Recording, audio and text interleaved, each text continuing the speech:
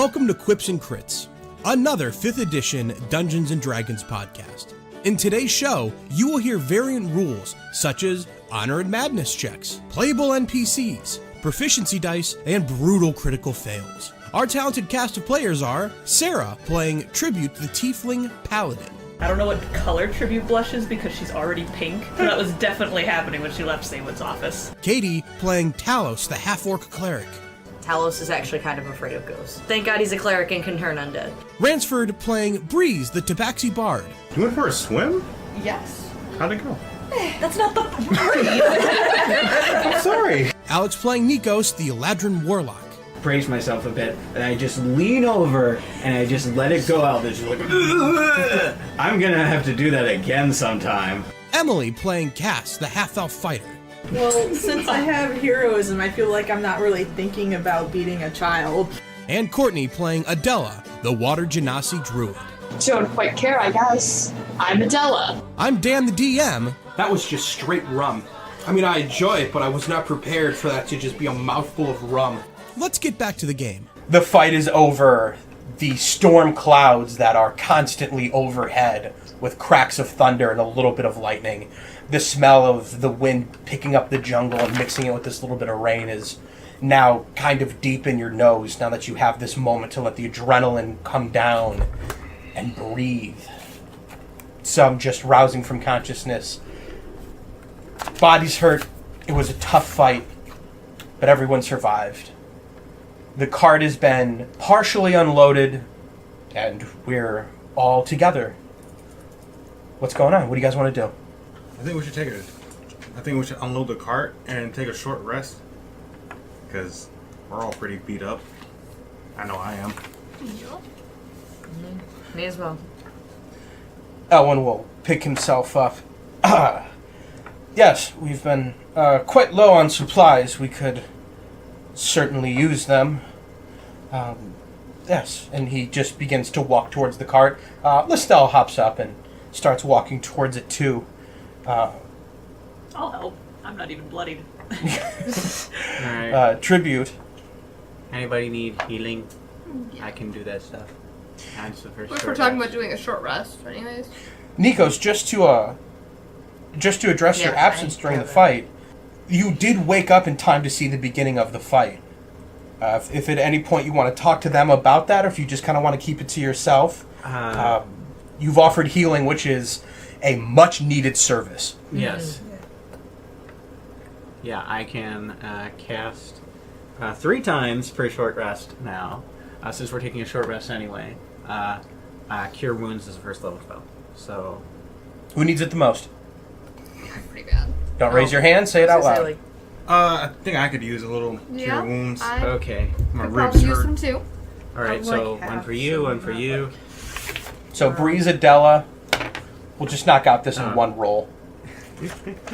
One roll. One roll. So I have to stick with the Yep. one for both of them. Yep. That's great. Let's just say that you'll get healed up. All right, cool. That's good. My ribs hurt slightly less. Yay! Glad to be of service. So did we get everything back or what happened? No, you're still operating on what you've had. What was the total you got back? He rolled a 1. A 1 plus what? 3. So 4. You got 4 points. Okay, that's what I forgot. So as Tribute, Listel, and Elwin start moving over to the carts, Strength of Paw is going to come over to Breeze. And when he does, Breeze, you can read there's an amount of shame on his face. He comes to you and he says, "Hey, kid. I think I owe you an apology for what happened back there.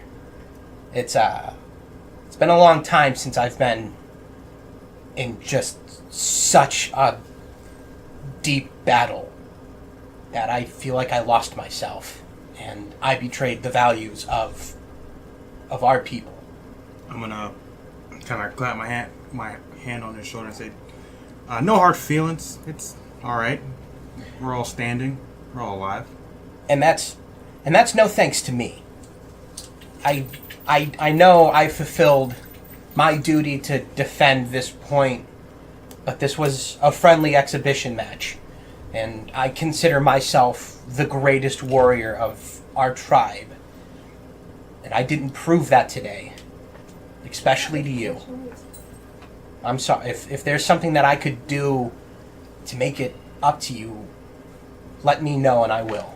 You could tell me more about this immortality business. Because I feel like I know very little about something that seems to be really important to our people. We fled from Meztica, the homeland. There everyone lived as long as they did. Seemingly immortal, and unless you had kids, if you had a child, if two Tabaxi had a child, one of them, seemingly at random, it was never known who, there's no way to tell, would lose their immortality, but their child would gain it. You'd know in about 10 years when one of them began to age, but the other didn't. If you had a second child, the parent who didn't lose it then would lose it now. There were no third children, if you understand. And then, when we left... So wait, the two parents are immortal. Right?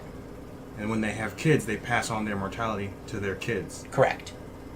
My parents had 3 children. One of you does not have immortality. Oh. Oh, man. Yep. It's, Sorry, kid. No, it's fine. But when we left, we took a very powerful gem with us. One that sits in the Sun God's temple back in Tabaxi Town. And as long as we stay close to it, we can stay immortal. Unless we leave for 5 days. Anything longer than 5 days, we lose it and it doesn't come back. Which is why I will forever, for the end of my life, sit outside of this castle. Because someone has to from the Tabaxi village. It might as well be me. I gave away my immortality to my son, Strength of Claw. That's very noble of you. Yeah, well, hopefully he makes better use of it than I did. Who knows? You know. With a father like you, I'm sure he'll be a great warrior one day. I hope not. I hope he does more with it than just fight and kill, because, frankly, look where that's gotten me. Standing outside of a constant thunderstorm, nearly beating a friend to death. Oh, you guys are friends. Is that you saying that or Talos? That was me. Okay. Any last thoughts? I'm gonna pull out my little painting of the cubs, me and my 2 siblings, and say, "Have you seen any Tabaxi in Tabaxi Town that look like older versions of this? They probably look like me, but bigger. One all black and one all white." No, you're actually the first Tabaxi I've seen not from the village. So this was all a big nothing. That's not for nothing. You learned some stuff about your heritage, right? Mm-hmm. Well, there you go. And from what I've been told, they just found the sun god. That's got to be a big thing. Yeah, I'm gonna have to go to Tabaxi Town and go see this sun god in the sun temple. This is, even though I won't find my siblings here. This is, Well, I'm learning a lot about my culture that I never Well, he's knew. the sun god. He's the god of the sun. The sun sees everything. It rotates around the world. Yeah, It sees everything, so he might know where they're at. you're right. When I do go to Tabaxi Town, do you want me to tell anything to your son, or to his mother? I would rather you not tell them anything. You don't want to give them a message? Just, I'm out here defending and fighting right. That's all they need to know.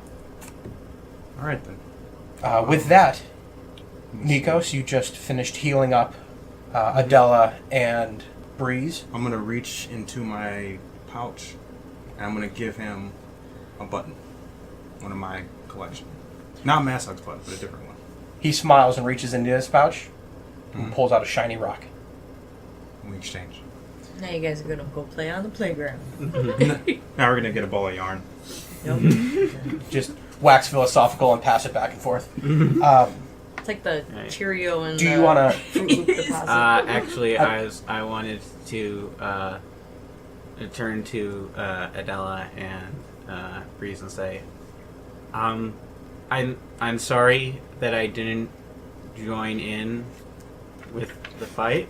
I wasn't sure what the protocol was on this. It seemed like I don't know that much about local customs. I'm sorry. Oh, neither do I. None of us really do. Yeah, None of us are really from here. I guess so. This plane of existence is much larger than I anticipated. Oh, I guess you're talking about a different kind of here than we are. But that's Yeah. No, but you're right. You're right. I have been thinking of the whole area as it was all going to be the same, and it's not. It's a large world, with very diverse peoples, and I should respect that. And I was ignorant, and I'm sorry. Character development. Yeah. I'm gonna extend my hand towards Nikos and give him a handshake and say that's a very knowledgeable realization to make for someone. How old are you? I'd say Nikos is probably because elves mature at the same rate as humans, right? Mm-hmm. So probably in his 20s. Okay, for someone so I young. was expecting like 1,000. No. Like he's no. actually legitimately young. Adela, do you Like have anything to say to that? Like a baby. Yeah, I am. So I'm still considered a child. by so- most. Are you still Autumn? Yeah, I'm still Autumn. I thought he would have changed when that stuff happened. Yeah, I considered it, but it's more like it's a physical thing, not an emotional thing. If it was an emotional thing, it would have changed. Nikos, I just want to let you know, you say all this, and Adela just stares at you. I'm busy making sure that they don't unload my cannon. It's okay. No one's unloading your One cannon. track mind. Yes. My fucking cannon. I barely worked for. So Adela's like Tinkerbell, where she can only hold like one focused thought at a time. That is up to you, Courtney, but I like that. Talos, is there anything you want to do? I do want to express that was a very brutal, non-lethal fight. As someone who is a big advocate for non-lethality, that was pretty bad. But other than that, like, there's nothing else I could really do unless anyone wanted some healing besides what he already did. Cast? Yes. I have notes I barely understood, so I'm going to try to What happened here? Take better notes. I have extra character sheets if you want one to take home. no, I just keep forgetting to print one off. I have them. Okay. Just, All right, so Tribute, Lestel, Elwyn. I believe that was everyone who went over to the cart. Oh yeah, I should help unload. I mean, Talos. you've got like 5 hit points, but It's fine. I'll help unload too. This is I'll put kind my of happening armor during back your on. chat. Talos goes over to start unloading the cart. Most of it is actually already off of the cart onto the ground as you're emptying out the bag of holding, but there's still a few things, much larger crates that couldn't fit in the bag. And Elwyn arrives over there shortly before Lestel, Tribute, and Talos. And he starts kind of moving the bigger boxes around, and it looks like he's really looking for something intently. And as he begins to shuffle through the stuff on the ground, you hear him exclaim, goes, "There it is!" And he pulls this box out, and it's maybe like a 4 foot by 4 foot crate. And he puts it on the ground, and he starts trying to like grab at the sides to open it, but it has been apparently nailed shut, and he has no means of opening it. Lestel walks over and just kind of points at all the nails, and Elwyn just kind of angrily throws his hands in the air like, "Why would they nail this shut? Who wants books?" I look at Lestel. I'm also gonna walk look at up with Lestel. a dagger. Okay. I'm gonna kind of try to jam it in between where You're- the wood is to try to. You're talking with Strength of Paul. Oh, This okay. is, yeah. So I can't even see them. Nope. Seeing this, If I was can Addie, I I'd try have a and crowbar. I was put not the pointy end, but the other end of the trident, try and... Since you're a fair distance away, we're going to let who was up there first Okay. act. If Talos or Tribute want to do anything. I don't think I have a crowbar in my priest pack, so I mean, that's why I was offering mine up. It's the closest thing I've got. Yeah, I've got nothing. All right. Yeah. I'm not putting my rapier in there, no way. So Adela walks over, and what was your plan, Adela? To take the other end, so just the straight end of the trident. I'm trying to kind of pry it under. All right. Go ahead and give me a strength check with advantage. Alright. No, that one didn't go well for me last time. How did we open the crates? Not all of them were nailed. Okay. Just this one. I was just checking. Athletics. Alright, that helps a lot. Okay, so it'll be 11. 11? Yeah. All right. It's a bit tough, but you're able to pry the top of this crate off. It comes off in a couple pieces, and Elwyn is enough to start pulling them back. Listel is first to dip his nose. Elwyn sticks his nose in too, and you hear a chuckle from Listel, and he pulls out this book with this red binding, and he leans over to Elwyn, and you hear them say something a little bit, and Elwyn takes the book, and he looks disgusted by what is in his hand. What do you guys want to do? Perception. Okay, give it a roll. I was just gonna ask them what's the book. I was about to ask you. It's a 13. Yeah. Okay. I was gonna Does just the straight book out look ask. magical with my Eldritch sight? No, not at all. Not the least. Okay. Tribute, you're able to read the cover. It says Burning Passion. I was afraid it was going to be the Karma Sutra. You can tell that the book is fairly new. Listel I'm gonna smirk to myself.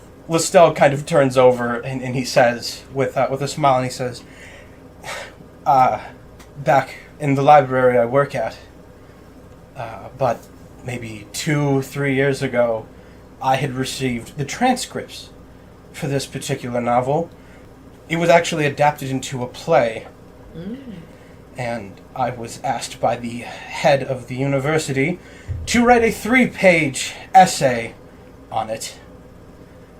It is I would classify this as a work of romance and fiction. And Elwyn just kind of throws the book back in the crate. The premise is a wealthy merchant shows a tiefling woman who stole from his garden some generosity. He gave her work in the garden to repay what she had stole, but she only repaid him by casting a spell of seduction upon his wife, the good merchant wife, Thea. But the merchant would later find out that she had done such a thing and cast her from his home.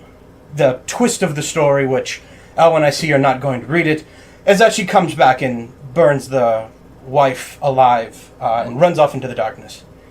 Believe it or not, it's adapted, I believe, for the gross descriptions of the affair that is written in it. We do have a copy at the library, and it is frequently, in air quotes, accidentally added to a lot of the book lists from some of the professors and students.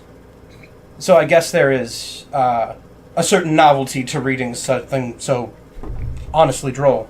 I'm gonna approach the book crate. All right. Are all of the books works of fiction? No, as you look through more of the books, there's some good gardening books. There's books of what looks like paperwork, reports that have happened since Elwyn was away that his station should be aware of. There are a couple other books of fiction in there, just some light reading. It seems Elwyn is quite a fan of that. But there's really nothing fiction of the romance genre. Well, you want to roll an insight check on his disgusted look? Nah, I think I'm good on that. All right. Well, you never know. I'm gonna look tribute. If I I think was the ones there, the I penguin was definitely looking would. for. Can I walk over to the crate? Sure. Real quick, Adela, you asked Tribute a question. Any of the books the penguin was looking for? The what? The penguin was looking for some books to add to his little collection he had. What is a penguin? The penguin we met on the road? Is that what it was? Yes. His name was Penguin. Yes. He was looking for books to add to his collection. Right. I'm gonna also walk over to the book. Okay. And did I hear at all with my elf ears? With your special elven... Yeah, Yeah, the special... Alright. Yeah. I mean, I'm not quiet about it, so... Listel was fairly boisterous about reading it because this is something he's really good at that he knows of. He's very much a reader, and he's willing to talk about what he's read. And Alright. this was like kind of the 50 Shades of Grey, burning passion, Bursting Cash is basically the 50 Shades of Grey. Okay, so if which is hear, why I got hear that. adapted into a play. All right, so I hear this. I'm gonna. Nikos is just going to. He's gonna get a deeper shade of autumn red. I'm gonna pick up the book. Okay. Do you mind if I borrow this? Elwyn says, "Take it. It's yours. I will. Consider it a gift." Thank you. Man, who are you gonna force this smut upon? Who said it's for anyone else? Alright, I was Yeah, just checking. we are taking a long rest. Can I want to look in the crate and see if there's any books on firearms. Okay, go ahead, roll an investigation. You do not find anything that outlined the creation or the use of firearms. Dren. That'd be weird in this crate, I think. It would be, but it's worth looking. You never know. One of them might be interested in mechanics of firearms. I don't think any of them use firearms. They're all pretty fisticuffs. I don't use firearms, but I like reading about them. So unloading the crates, moving them to the 3 tents that these 3 guardians live out of. The 2 other things you find of note that the guardians were very happy to find. Strength of Paul was very happy to find that there were bottles of milk That didn't spoil? that have not spoiled. Wow, I'm Bless impressed. Your magic I'm gonna ask milk. Strength of Paul for a bottle of milk. I haven't had milk. He is happy to give you Months. one. Nikos, with your elven eyes, Yeah. you see that the glasses are enchanted with something that preserves something. Something that What's that, it looks milk? like it keeps it cold, and it looks like it delays kind of the aging process. Oh, okay.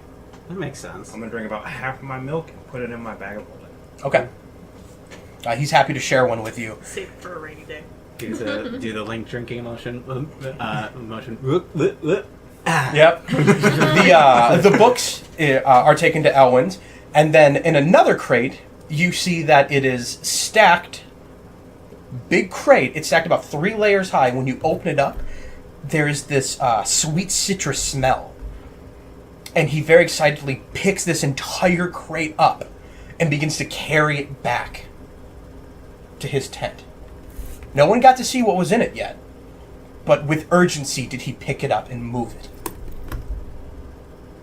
So as a player, I'm gonna guess spices. I don't know what Nikos would guess. Probably fruit. While you're drinking, is there anything else anyone wants to be doing during this? Nah, I've been enough of a nosy bitch for today. Okay. Adela? I'm just keeping an eye on my cannon. Cass, you haven't done much this round. Yeah. Because we're not putting it back Guess I'm gonna try to talk to Lana. Was that his name? Yes. Okay. Lana was currently running back to his Oh, okay, tent that with was this him. large He crate. carried off the Okay. citrus. Do you want to chase him down? No, I'll just. He looks like a kid who got into the cookie jar. You sure you don't want to chase him down? Maybe I'm a little curious. All right. Anyone else want to follow? Talos is never that curious. Talos does not have it in him to be that curious. Nikos is that curious. He'll follow. All right. So Nikos and Cass go running after Lana, who sees you giving chase and picks up speed. He runs quickly into his tent and closes the flap and goes, "Don't come in here! I'm naked!" Look, I just wanted to talk to you. I'm kind of curious on what you're really excited about, but it's not that important to me. It's not cake. I never said it was. Shit!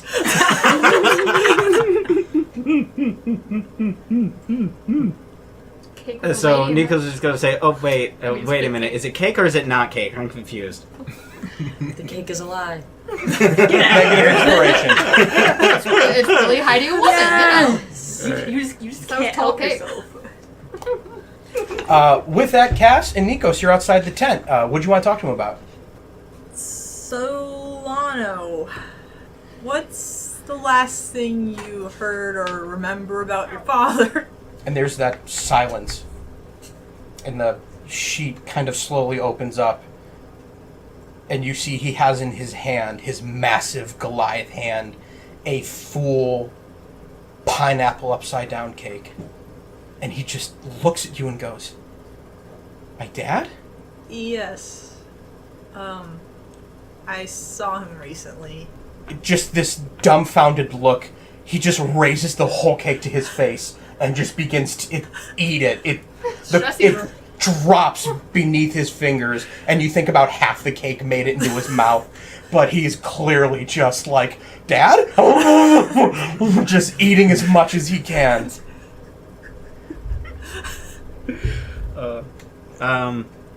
Yeah, he was looking for you. Wow, I thought he was gone. No, he's been searching for you for a while, apparently. Like, Mom told me that he was eventually going to come, but, you know, just after all these years, you just don't think he's gonna. Where is he? He's in Bayside Wharf. He's very injured, though. Can't really fight as much as he used to.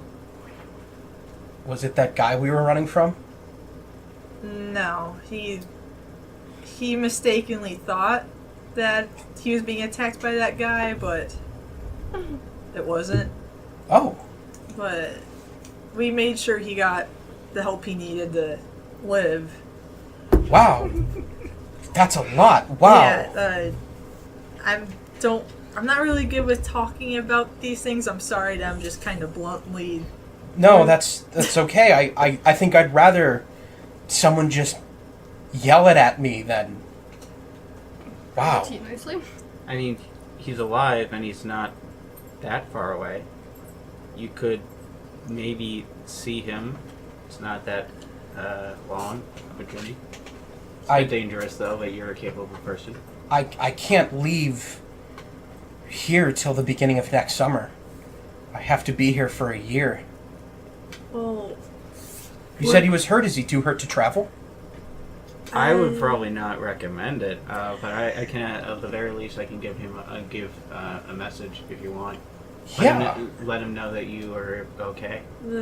You were running from Ladley, right? Yeah. Yeah. Yeah, I think so. Because he also believes that he's in Bayside Wharf, which was why he was so paranoid. He can't be. If Ladley was in Bayside Wharf, he would have killed my mom. Is your mom okay? She got murdered 15 years ago. Just outside the now shipwrecked. I'm sorry. Wow. He reaches back for another cake and slowly begins to eat it. I think I'm gonna need a minute. Yeah, I understand. And he just kind of turns around and closes the tent flap. I'll give him space. Yeah. Yeah. And Nikos isn't so socially oblivious that he would not. He's probably going to follow you on that. Yeah. He figures that it's probably the best thing to.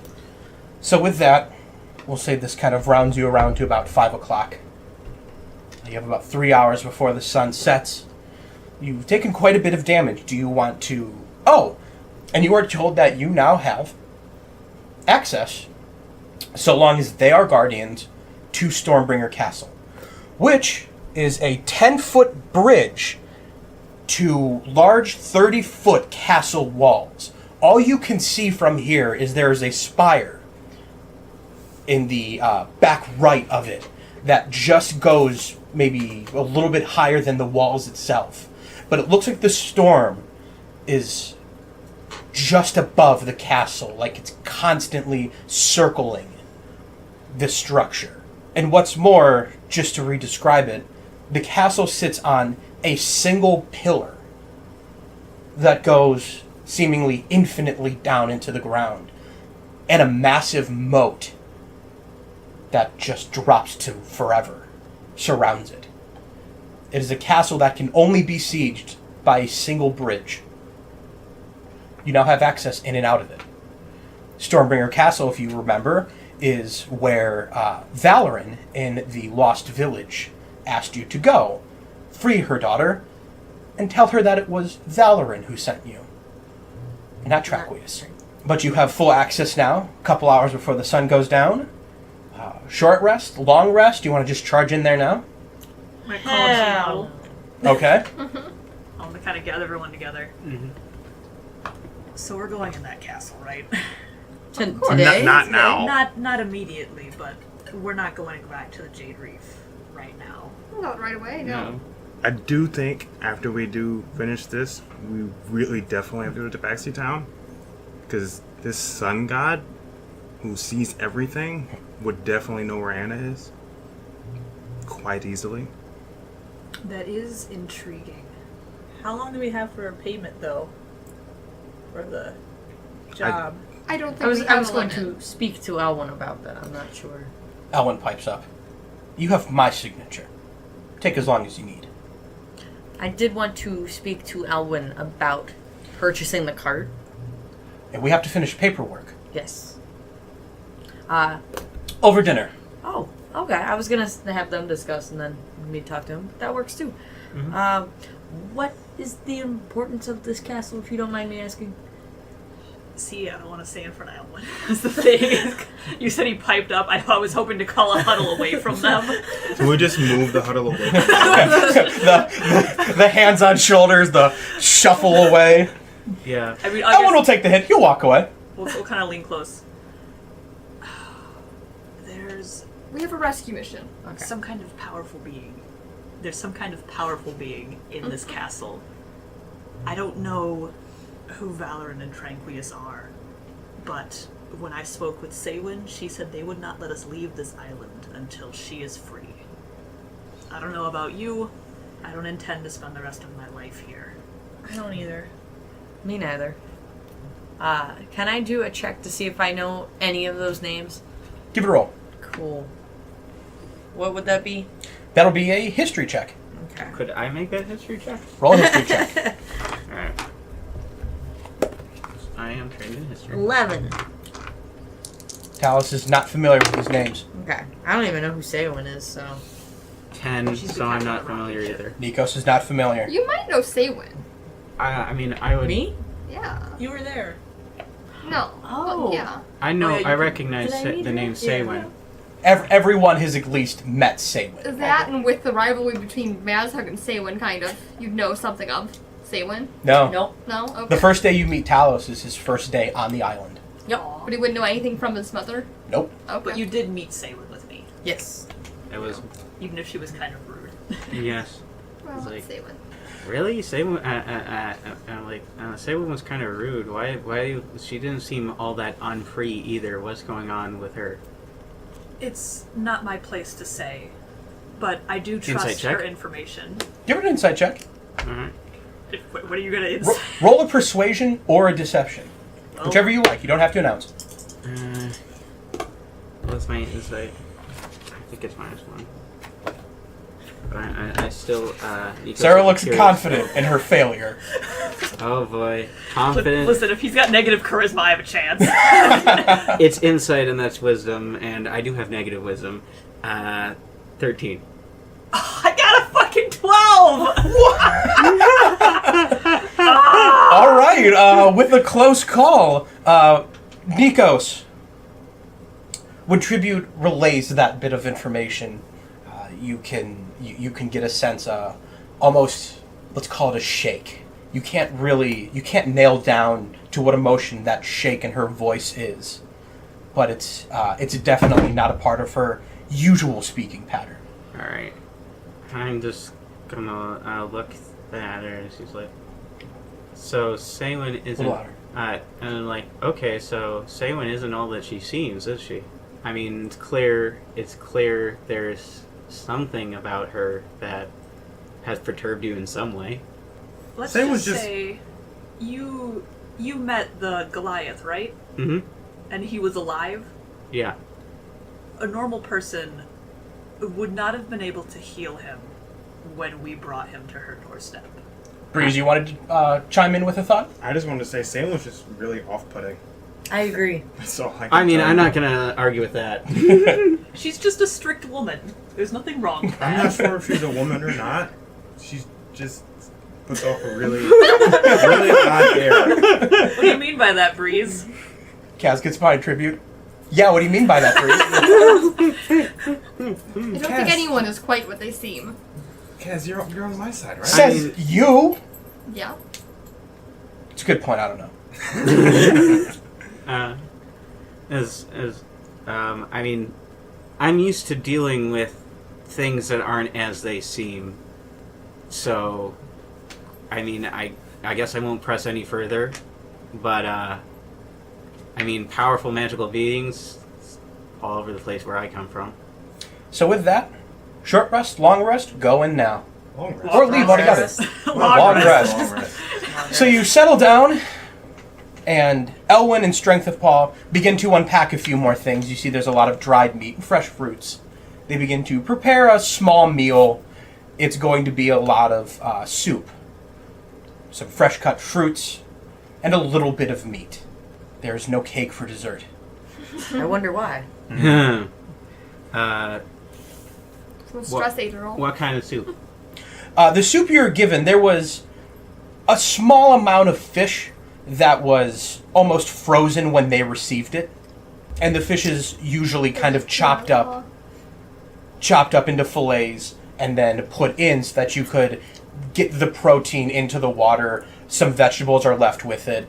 It's a rather thin soup of mostly potatoes, ground, kind of like your rooted vegetables, and then this cooked and seasoned stirred fish. All right. If they needed help cooking the fish, I probably could help. I'll Okay. try Or like a deboning. little bit of the soup because I am curious as to what fish tastes like. Nikos isn't a vegetarian because he's a vegetarian by tradition, Okay. more than he's a vegetarian by personal I choice. forgot we What didn't kind of ask fish is it? if you're pescatarian or vegetarian. Yeah, The Yeah, that's what I'm saying. yeah. we did I ask. wasn't. I wasn't sure myself at that point. So he's gonna try. Should I make a Constitution save? Just a second. The kind of fish that you largely find here, they're called dock suckers. That doesn't sound appetizing. The reason why they're called that is because the fish that are closest and easiest to catch, the guy who was selling fish on the dock, he said, I just got it off of the side of the dock, was because these fish actually attach to the poles that go into the water and eat whatever grows on it. Now, So they're algae eaters. they're algae eaters. They're not super healthy, but some of them have been known to grow to a fair size. Fish that's caught further out to sea does cost more, and there's a little bit in there. There's one big box that is, it's just a huge marlin. Strength of Paw just kind of takes it, drags it around the ground, and goes, touche, and then swings it with the large nose just swinging through the air for his own entertainment. I'm glad it's for no one's entertainment but his own. That's largely the kind of fish. Now, Hey, I'm entertained. Nikos, to decide whether you like something or not, I don't know how to assign that role. All right. So I'll let you assign that as you see fit.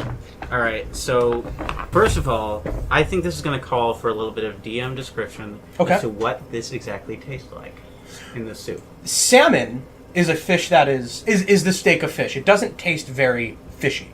Yeah. Again, I'm not a huge seafood eater, but I do know the difference between salmon and a lot of other things. This is a very fishy taste.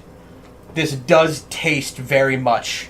It's kind of naturally salted by the water, so what you have is this gamey taste with a natural coating of salt. And unfortunately, the only kind of thing you can put on that to keep it fresh is salt. Yep. And then seasoning is largely dried fruits that are kind of added in to kind of offset how salty that can be. So what you kind of have is a salty, fishy, kind of fruity stew. So it's like an anchovy. Hope you Like like an it. anchovy. Anchovies. That's exactly. Do you want to see them Anchovy. getting ready to put the marlin in the soup? Well, they're not putting the marlin in a stew. It'll Oh, probably okay. be butchered first. Right. But hold on to that thought. Yeah. Nikos? All right. So, anchovies, very much salty. That is something that Nikos is not used to, but I think he would actually be intrigued by.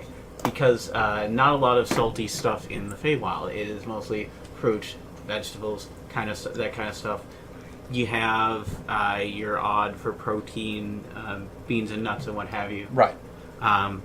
But saltiness is not something that he has encountered before, but it would be something that intrigues him, I think. And he would taste a little bit of the soup. He said, "That's different." So, okay. So let's say because of how salty this dish is and how unfamiliar with it, whatever you decide to add, subtract a 3 to liking it, because you might be interested in it, but this is going to be a heavy barrage of salt. This is a heavy barrage. This is going to be like the first time eating a double extra salty pretzel. So have -3 to the roll to see whether you like it or not. All right. I think I'll do Constitution. All right. Yeah, and I won't make it a save. I'll just make it a straight check. So let's say that's a +2 for Constitution. -3. That's a total of -1. So let's say if you're over 11. Over 11. You'll like it. Nope. Not a fan. No, I try a little bit. I'm just like, no. Now here's an important question. You've been raised in a polite society, but you have a mouthful of something you do not like. What do you do? All right. I think this is going to be some kind of composure, like some kind of check to maintain my composure. I would think that the thing to do would make an actual Constitution saving throw. I think the Constitution check is going to be both, oh, I don't like this, but because of how low it is, that's handling how much you don't like this. All right. So what I think now, to keep your composure, give me an honor check. Honor check. And if anybody wants to... I have +2. If anybody wants to contest this to see if Nikos is doing all right, roll an insight. Oh, no. At 20. 5. Ooh, I don't notice. Put me on the list. What'd you get? 2? Oh, shit. Put him on the list Oh, for net snap. 20. We got 2 natural 20s. Okay, I want to roll just to see if I get one now because, man, That was 12. Emily and Ransford, right? Bullshit. Yeah. Those Yeah. are good dice. So, My dice don't like me Emily, today, continuing except to for that slaughter one that 20 roll sugar. where there was only one higher. I got a 5. So Breeze and Cass and Talos look over, and you see that Nikos' eyes, after kind of very carefully spooning a little bit of soup into his mouth, gets really, really big. He picks up his head, kind of like looks at everybody, and you see him trying to keep his composure, but sweat begins to start coming down his face. You can tell that something is very much bothering him. And Talos, Cass, and Breeze, do you want to say anything? Hey, Nico, are you okay? yeah. Oh, Is it- you have a mouthful. No, that's yeah. It spills down his chin. Cass? If you don't like it, you can just spit it back in the bowl. My brother does that a lot. Don't do that as I grab the bowl. I'm gonna. I'll eat it. I'm gonna take some sort of regular. I assume I have a Yeah. handkerchief in Yeah. my pocket with my noble clothes Yeah. and stuff, and I just kind of dab my mouth, and I'm just like, "That's enough soup for me, thank you." You want some more jerky? No, thank you. Elwin will grab his bowl of fruit and move it over to you. Yes. Thank you. You're welcome. Two bowls of soup. Now this paperwork we had discussed. Yes, of course.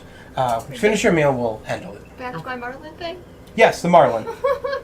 Were they putting it in the soup? No, it's actually being dragged into strengths. I was just making sure it wasn't in the soup. Nope. Because that fish's friend. Docksuckers are fine. They're food. Okay. You figured out the difference there. We got algae eaters are not important. There's plenty of them. So the meal is concluded. Talos, you want to talk to Elwin about buying the cart? Yes. So is the natural order that your druid worships just the food chain? No. No, I like just, the higher I up just the- have a classification of which fish are friends and which are foods. So. All right. Okay. So, back in Elwin's tent, you see that he does have a cot. You see that the bed is well made. You see there are shelves of books that he's kind of moved some off back into a crate. You get the idea that he's going to restock his shelf with the new books that had come in. Mm-hmm. There's a map of Yondir. There's a desk with a candle that has been burnt almost down to its last couple hours. Mm-hmm. And there's a photo of his picture of his senpai. There's a picture of his senpai. Candles around that. No. That's what you see inside of his tent. He goes over to his desk and he begins to kind of start filling some paperwork out and waves you over. Okay. I'm going to head over, look over the paperwork that has in front of him. This is basically the paperwork you have already signed, but saying that, whereas I will deliver, it says I have delivered. It also includes all of that nonsense about 40% missing, which I am going to, he initials complete delivery. And he says, other than that, I do not have money for you, but you can get it either from, who did they send over to Bayside Wharf? Barathon. That is fantastic. I couldn't have picked someone more deserving to go to Bayside Wharf. Ugh.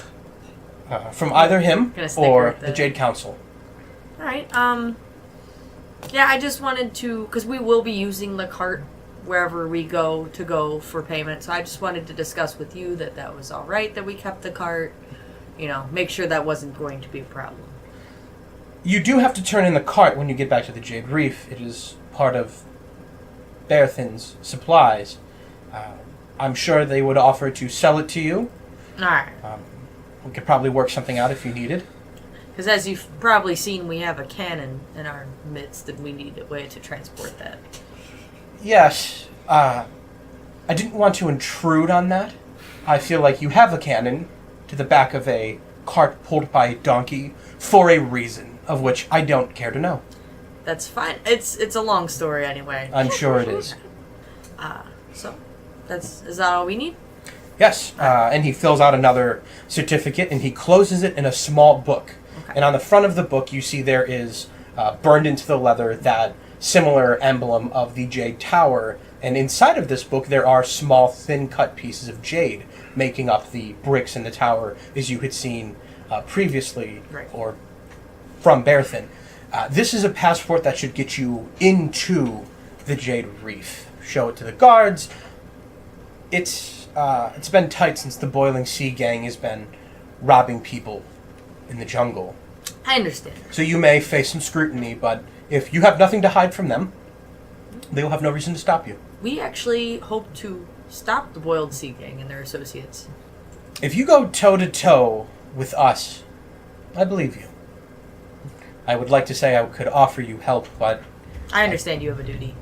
Right. I understand. Now, just for my sake, you're not going into the castle, are you? Not right now. I believe my associates do want to, yes. Then I give you this warning.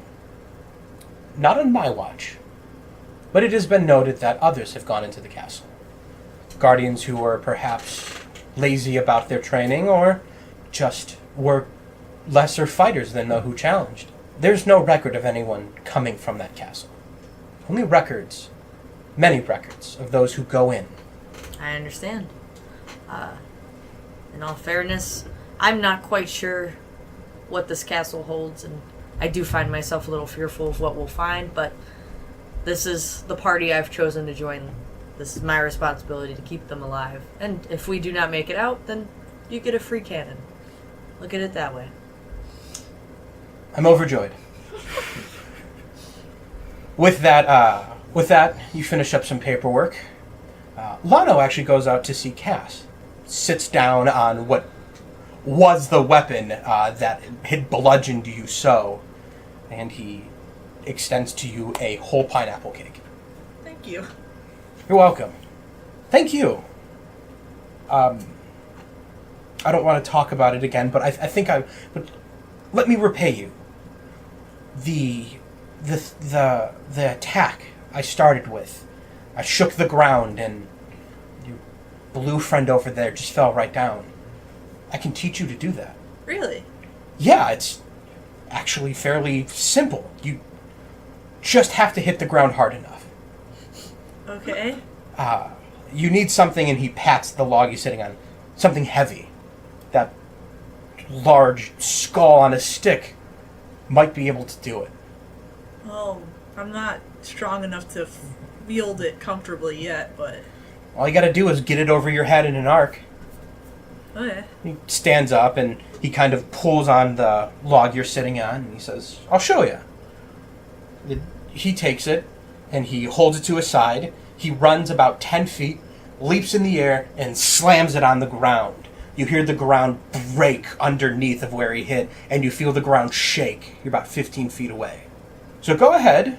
If you wish to practice this, roll me 3 intelligence checks as you try to learn this technique.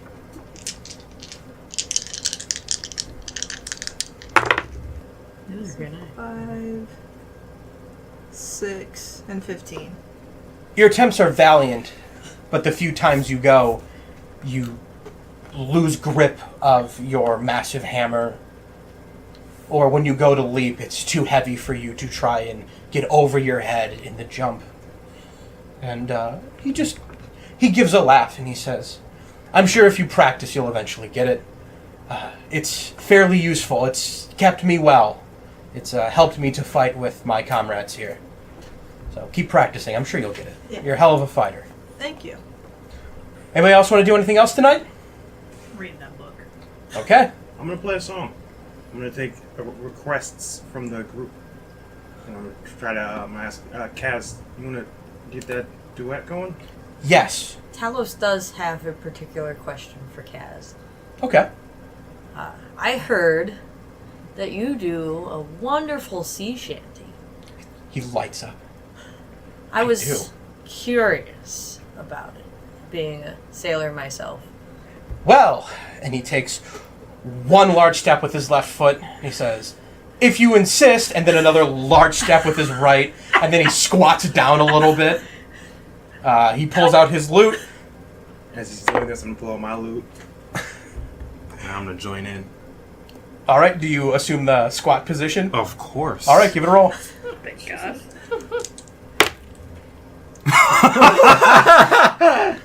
So here's exactly what happens.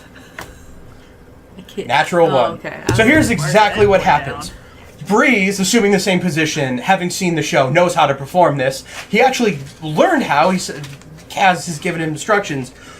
Breeze, you start early and you jump to the right while he jumps to the left. He slams down on your tail. You let out a loud "Reew!" and he freaks out. You rip your tail out from underneath of him. He slips, falls to the ground. You stumble back and just drop right onto your back. You're both laying almost foot to foot with your lutes over your head. Talos, what'd you think of the performance? That's a 1 and a 2. I'm gonna go very entertaining, my friend, and I'm gonna offer my hand out to help him up. And he'll take it. And then I'm gonna help you up. We could be a minstrel show. Yeah, a clown show. And then he just walks away. Everyone turns in for the night? Yeah. Yeah. And because wait, that's not what they were doing? That wasn't intentional? Oh my. Nikos is up like... Yeah, laughs and you go, yay! Nikos enjoys slapstick. Tribute, you sit down to read the book. Who's the author? She's writing her own book report now. She's gonna write... Yeah, she needs to make sure she cites B.L. Fraslon. B.R. B.L. B.L. Fraslon. B.L. Big and large Fraslon. Alrighty. Is there anything more to this book beyond what Estelle described to us? Roll me an intelligence check. Well, that's an 18, Okay. which is surprising considering I have a -1 intelligence. As you thumb through the pages, you see, you start reading the story of Aurea, Thea, and Tempest Thrall, the merchant. You find that most of the book is, a good chunk of that book is just Smut. smut. It's smut. It's smut. About 3 chapters in, as you kind of go from chapter to chapter, it starts kind of detailing the more personal romance between the gardener and the wife of the merchant. It carries on for quite a few chapters. Eventually, its tragic ending. The thing is, it's a bad story, but it's well written. I'm gonna read it completely straight-faced. Okay. All right, you're not gonna... Negative intelligence, you're not reading that book in one night. Yeah, I don't doubt it. No, you're a couple chapters in. So, You started to get to the good part. No one is gonna know how smutty it is looking at my face. A stoic reading of pornography. With that, the night begins to settle in. You are offered a whole night. The Guardians offer to stay up and keep watch. They have been attacked at night, but they want you to rest. You earned it All right. on their watch, so they will keep watches. Nice. All right. I'm gonna do my trance thing. Okay. So, that's the other thing about elves in D&D. We don't sleep. We stay and meditate for 4 hours. Stay aware of our surroundings completely. Here's the thing. Yeah. Well, not completely aware, but I like that in the practice of dungeons, of places of worry. I don't like the idea that elves don't have the option to sleep. So, should you need to, 4 hours back in the fight. You can do that. It's something they all do. But, if you wanted to sleep for a full 8 hours, you can. All right. You can meditate and you can sleep. It's an option. Or Alright. yeah. Okay, that makes sense. Okay, yeah, we'll do it that way. Okay. A few hours into the night, everyone roll me Constitution checks. Is this a saving throw or a check? It is a check. Should I roll one for Kaz too? No, Kaz is out like a fucking light. He's Okay. basically dead to the world. Man. Bless him. I did great. Nikos? 10. Breeze? 8. 6. Talos? 13. Cass 13. 17. 17 for Tribute. Soft 20. Soft 20 for Adela. Tribute in Adela, as you're sleeping in what bedrolls you have, you're woken by this. It's like howling. And when you wake up, you see that Elwyn is looking out towards the ocean. He looks to be standing very stern. And the noise you hear is a whale song, a gentle cooing of something in distress. Tribute, if you've never heard this before, you might find it to be a bit confusing, and when you wake up and address your you address the area around you, you don't feel an intrinsic threat. You may have just been woken up by something loud. That was actually a whale. Excellent question. Because I can understand what it's saying if it is. Adela, as you hear it, the crying, it's not just the cooing, it actually sounds like mournful crying. And in you there's a draw towards the cliffside. Okay. Do I notice the tribute to wake too? Yes. Probably because if I don't know what it is, I'm probably gonna sit up a little fast. It's coming from the cliffside. What is it? Sounds like morning. What's morning? I'm not sure what's morning, but it sounds like morning. Are you gonna check it out? I'd like to, but I wouldn't want to go alone. I'll get my sword. I'm gonna come with you. Sword and shield? Yeah. I want Adela to go talk to the whale like Dory does in the movies. Tribute and Adela, Elwyn, he sees you guys and he nods, but he stands his ground. Adela, you feel this presence. It's heavy and it's sad and it feels like it's calling to you. And as you look over this massive cliffside to heavy, jagged rocks at the bottom, you feel an urge. What do you want to do? Do I see anything Jagged rocks. other than the giant rocks? Roll a perception. Hey! Natural 20, marker down. You see the ocean that is already a dark blue. You see what looks like something massive move nearby. Something seems to be just underneath the surface of the water. Can I call out to it? In what way do you do this? I mean, I can speak with the water life, so I would just call out to it and ask it what was wrong. You call out in the language of the animal and you receive nothing back. Can I use my shape water to bring a wave to bring it closer to me to speak with it? Yes. Adela, at the corner, at the end of this cliff, you begin to focus, your eyes glow, and the water in your hair begins to pool up like reverse rain. And as you reach out and you grab the shore, you pull the water closer to it, and the waves just crash harder and harder against this cliffside until they eventually reach straight up this massive cliff And just as it comes over, a little bit of the blue in the foam, both Tribute and Adela, you see two blue glowing eyes as the water drops back down. You recognize these two glowing eyes. Okay. And that feeling, that call to it, is strong in you now. What was that? I've seen these eyes before. I don't know exactly what they are, but I've seen them before. It's what saved me and put me back onto the shore after we were shipwrecked.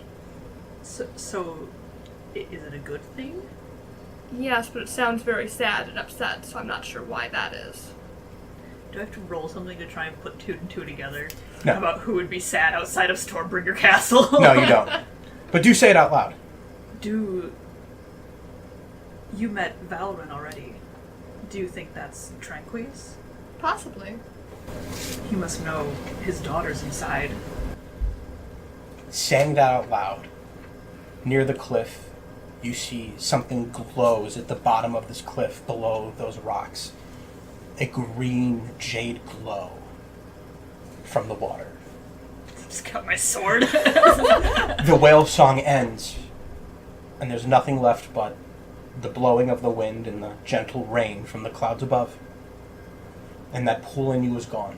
I suppose we should go back to the others. Probably will be morning soon. And You return to your bedrolls, and you sleep. You are unbothered for the rest of the night. The sun rises. You wake up to strength of paw.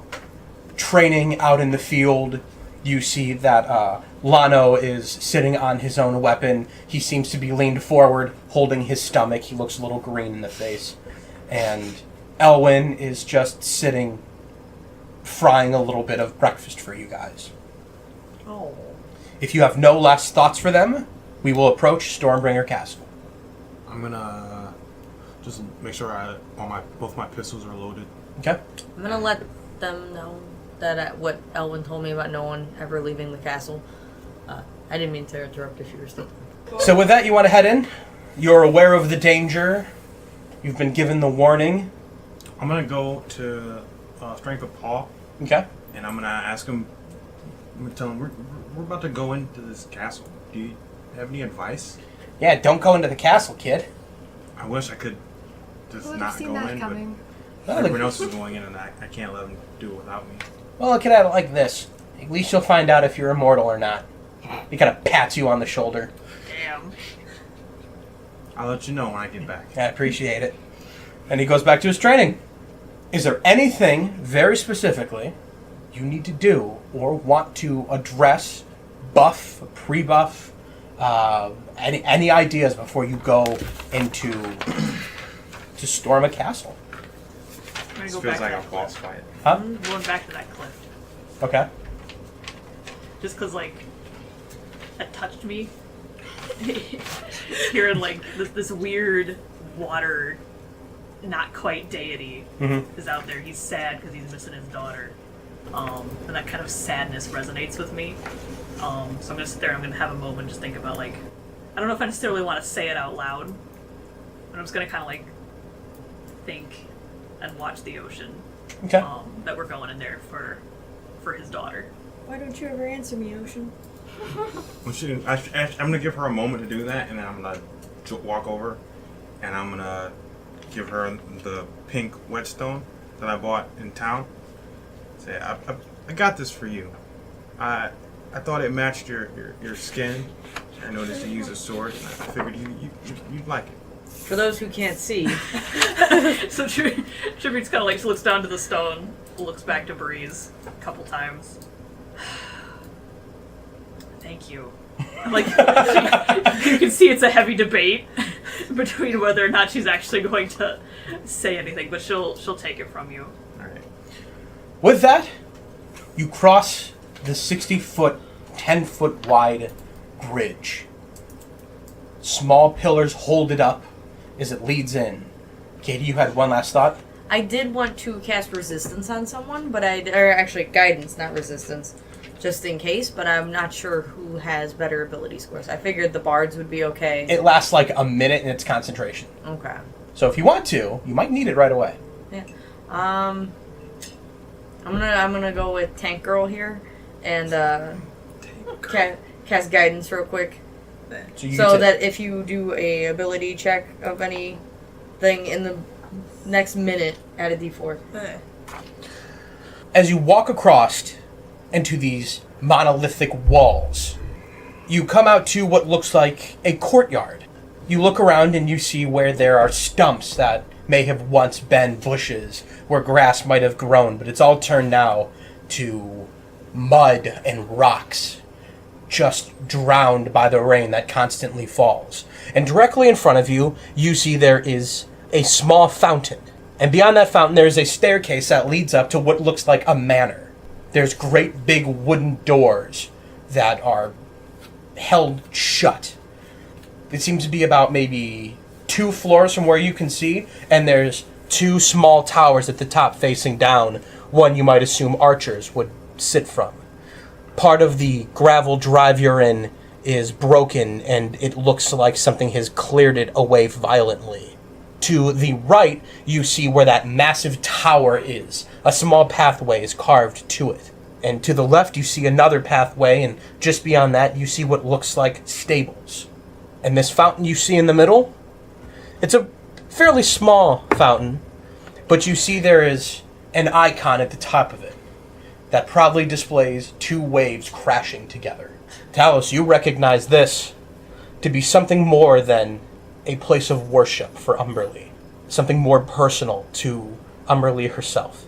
I would like to warn our company that my goddess and Umberlee don't exactly get along, and that we should tread lightly. If Umberlee has a presence here at all, it's not the best for me. I didn't think Umberlee got along with anybody personally. It's very true. So, what do you want to see first? Everything on the map is there for you to explore. Does the fountain work? If you walk up to the fountain, you see that it's not running anymore. Okay, good. That would have been nuts. Yeah. The fountain itself is just kind of pouring over the side as the rain is filling it over its max capacity. We want to try the manor first? From what little I know of people that are captured, it's either always a tower or a dungeon. There might be a dungeon under the manor. Or we can go to the tower first. I want to advise, if we are to proceed in this abandoned castle, to avoid greed. I don't know if any of the party members are exactly looking to take treasures from a castle, but... Previous party member. That's funny. Cass says, he's dead now. Oh. We don't know that. I do. No, you don't. I do. You don't? Wait. Well, you guys had a previous party member who died? Yeah, remember He's very resourceful. his name was Brady. I never met him. Yeah, you did. Yes, you did. Briefly. Yeah? No, yeah. You knew Addie a little bit. Oh, Addie. Yeah, Yeah. Brady. Brady. Listen, it's not important. places like this aren't abandoned for no reason. I wouldn't advise Well, greed. let's hope this is at least abandoned. I also have my lucky charm in my hand because Talos is actually kind of afraid of ghosts. Okay. So thank God he's a cleric and can turn undead. Yeah. That's actually why that's his class. I like that. I love that. That is amazing. You know, sailors, they tell ghost stories, and he's terrified of ghosts. A little bit of Russell bleeding in, huh? Oh yeah, I had to base him on somebody. So what do you guys want to do? Tower, mansion, stables. So Nikos is just looking at the three and he's just like, eeny, meeny, miny, mo. Catch a tabaxi by the toe. Hey, I take offense to that. Thought you turned over a new leaf. I take offense to that.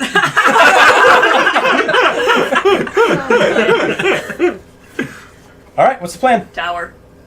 Yeah, I think Yes. Arbitrary decision. I'm basing this on no fact. Excellent. So as you begin to walk closer to the tower, Can I do a perception check to see if there anything that would harm us in the courtyard? give it a roll. I do have perception, right? Yeah. It's gonna be 9. You can't really see much. The ground around you is muddy, and the stones you walk on are old and broken. You can't really tell if something has broken them or if they've just eroded with time. Alright. Okay. As you approach this massive stone tower, you see that there is a door. The door is met in the middle by a seam, and on top, in the middle of that seam that makes it one solid piece, there is a round icon that is a symbol of Umberly. The two waves crashing together. It looks like one could fit in to maybe unlock it, but you do not see that key around. I guess we gotta go to the manor. Fetch quest. Why don't we perhaps check the stable first, since there's less ground in the stable? You never know, the key could be there. The manor seems like it could lead to a longer chase, whereas it doesn't hurt to just check the stables. And from where you can see now, you see there's another fountain surrounded by grass. Ooh, I'm grass. gonna check out this fountain. Do you want to go to the fountain, or do you want to go to the manor, or Let's go to the because we have one idea fountain. for Stable. stable? Let's go to the fountain because it's right there. Yeah, it's just right here. Yeah. Okay. No Check use it out, and doubling then we can there. go back. Okay, everyone goes to the fountain? Mm-hmm. As you approach, you see that the grass underneath your feet is a nice green, a lush green. And the fountain you see is about 15 feet high, and water is pouring from it. Is it actually like pouring fountain? Which we actually Is it just working discussed would fountain? be crazy. As you look at it, it looks like it's cycling water from the top to the bottom. It somehow filters back up top to bottom. It's a functioning running fountain. And as you see at the very top of that fountain, there is a half of a symbol. What's the symbol? Well, the half of a symbol look like? Is it Umberly? Give me an investigation. Alright.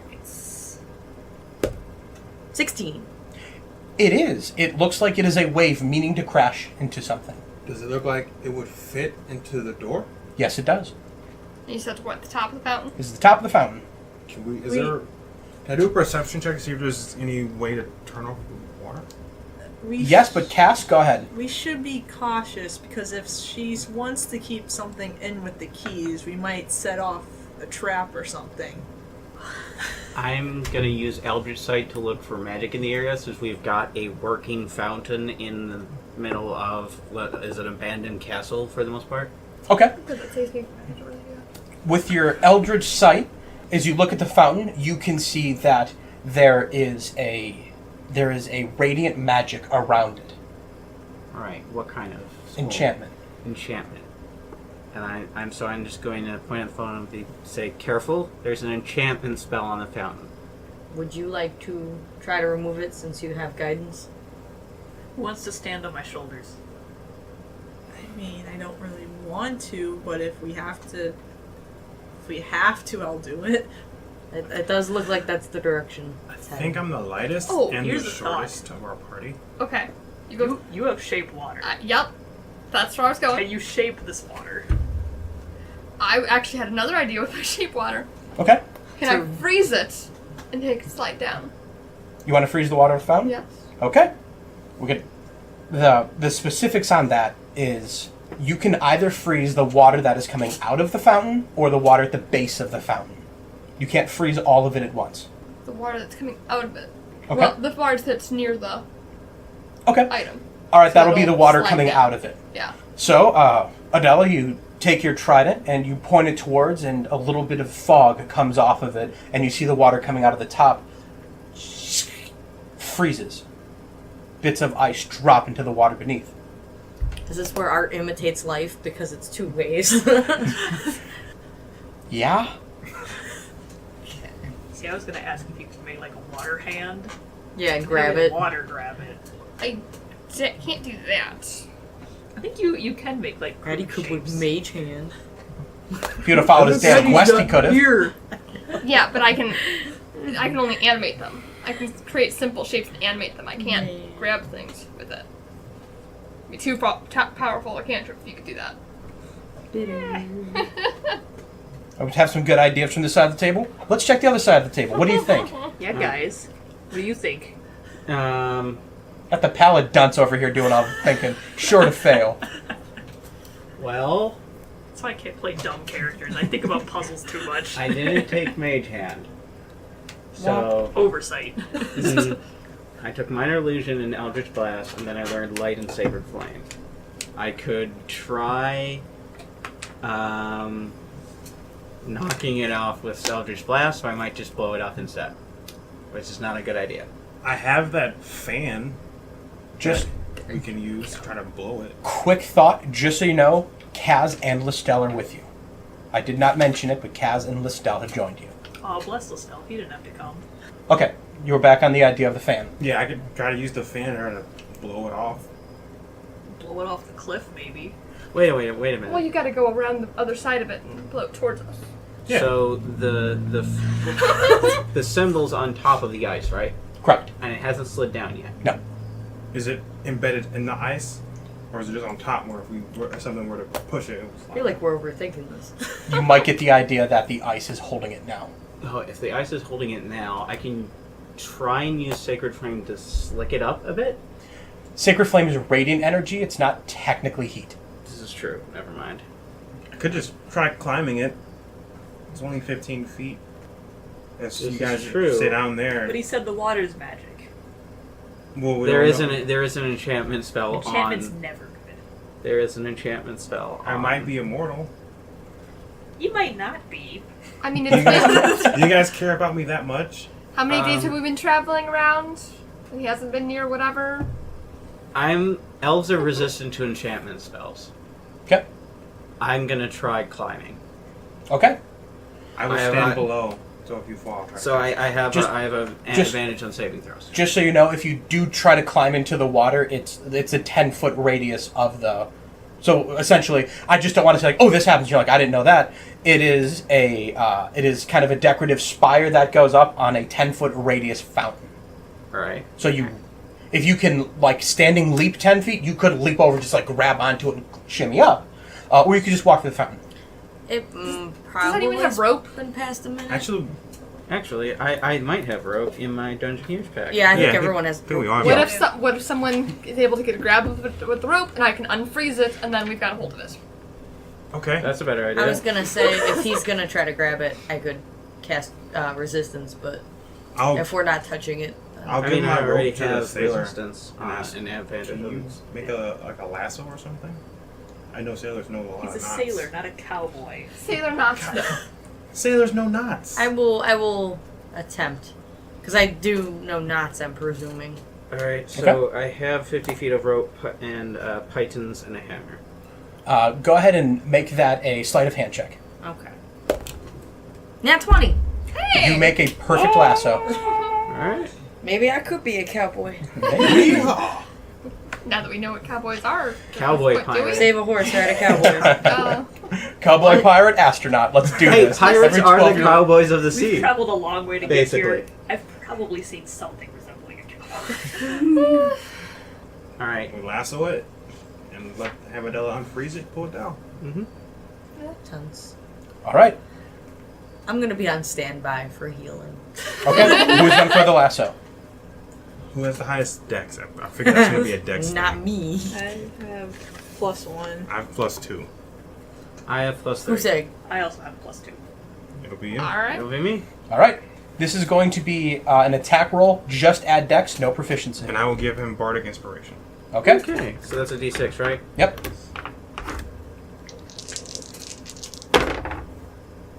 That didn't help much. 13? 14. 14? No, yeah. No, wait. You're right, 13. You take the lasso, and as you twirl it around and you throw it towards, it lands just above the symbol, but as you go to pull the knot to make it tight, it gets caught on the ice. You get the idea that with the ice frozen there, you're not going to be able to grab onto it.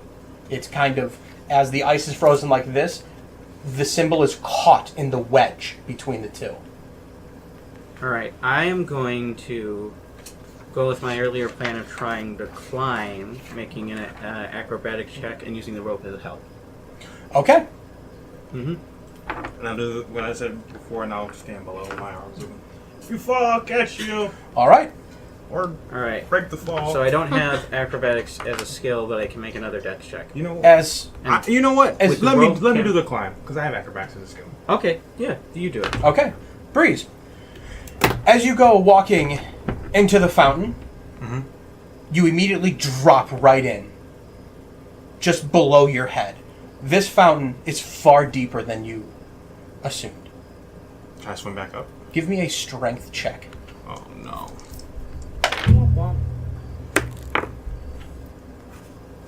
9. 9. Yeah. So everyone sees Nikos and I'm going Breeze. to go into the rope still. Nikos and Breeze walking up to the fountain. Nikos lifts one foot up to try and get in, and Breeze says, no, let me do it. And as he does, Breeze puts one foot in, and when he goes to lean on it, he just drops straight in over his head, like falling into a massive puddle. And as you go down, something grabs onto your armor, and it starts pulling you deeper. Nikos, All right. roll me a perception check. All right. At least I am proficient in this. Never say that. So I couldn't freeze the bottom anyways then. Well, that's Can't a freeze the third 19. creatures. 19. You see Breeze go in. The water isn't perfectly clear, but you see his shadow get yanked down. The rope beside you is beginning to quickly pull in. All right, and I'm gonna say something's got him. Something's got him. Grab the rope. Try and pull back or something. Because I couldn't like shoot it from here. I'd have to get in. You know what? Screw it. I'm gonna get it. Okay. I'm gonna get in and try and. no. All right, I'm gonna hold myself, hold on to the rope, and I'm going to get in. Strength check. Give me a strength check. Oh, My How could this hero. happen to me? As soon as you leap in, you actually see Breeze. He's struggling to pull back up, but you see what looks like dozens of skeletal hands grab onto his armor, begin to pull him down. They're now wrapping around his legs and his arms, starting to drag him down. You see this as one reaches up and grabs your collar and starts pulling you face first into this dark water. More hands grab onto you, begin dragging you down. I cast Sacred Flame. There is a verbal component to that, Oh shit. and as soon as you do that, you will immediately start drowning. That's right. Is there still rope up? Yeah, that rope is going I'm as it is just being dragged into the water. gonna try to catch it. Okay, give me... Same. I'm gonna help. I don't have strength, but I at least weigh a lot, and it'll take a lot to get All me right, in there. give me dexterity checks. Adele, what are you doing? I'm going to do shape water and try and bring the water upwards. Try and bring them upwards. Alright, not bad. All right, Talos, what'd you get? 17. Cass? 10. And what is that pail compared to? Natural 20. A natural 20. So as everyone sees this rope starting to move in, everyone just begins to move towards the rope. But as you go, Tribute just leaps, and with a massive boom, her boot slams down on the middle of this rope, and it just and stops, pulling taut. Nikos, there is resistance now to the rope you're holding on to, but you see Breeze beginning to get dragged down further. Breeze, what is your constitution? +1. You have 1 minute of breath. Don't waste it on that. All right, everyone else ran over. There are 3 people now. You have a solid anchor.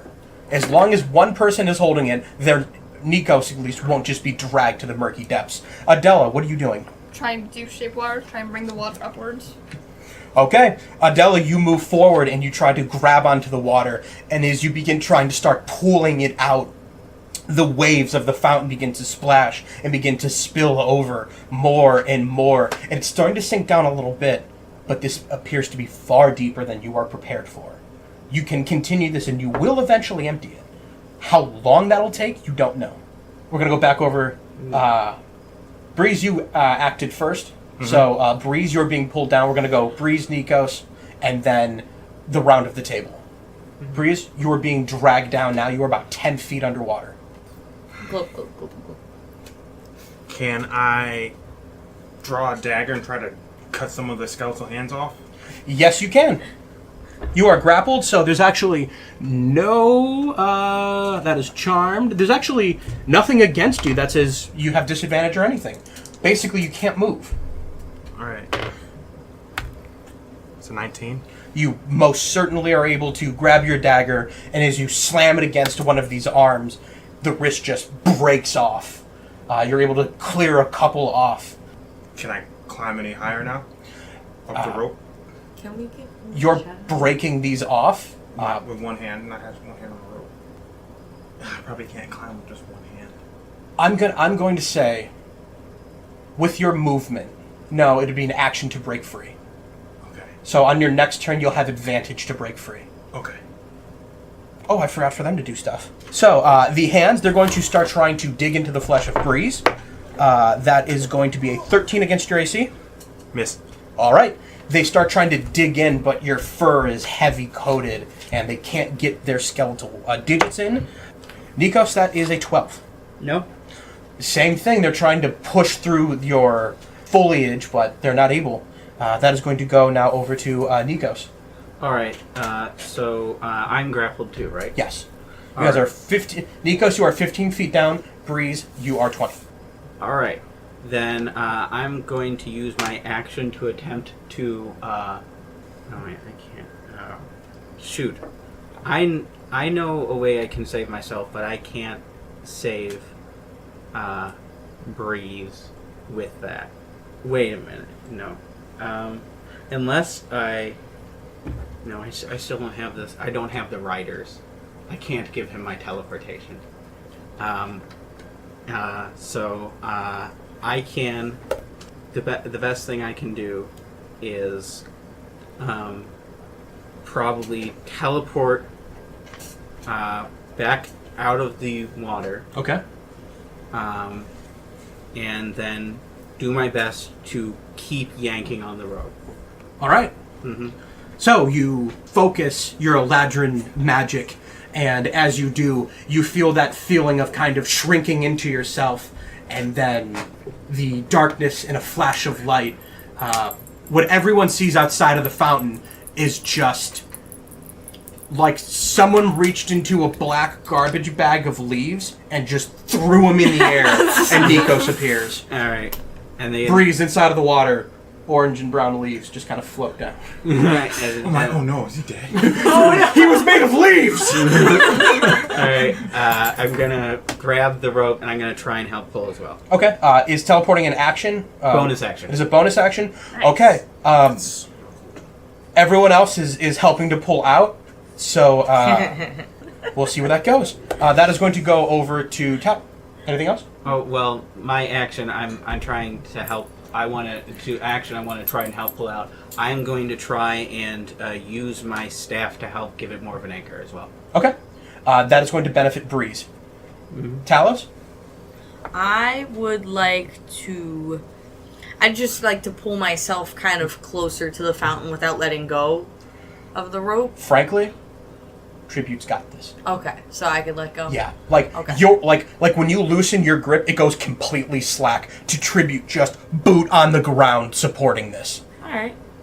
I'm going to approach the fountain, and I know I can't do divine sense as a cleric, but is there something similar that I can do? I don't know. As a free action, I'm going to say, skeletons, hands, skeletons, do your cleric thing.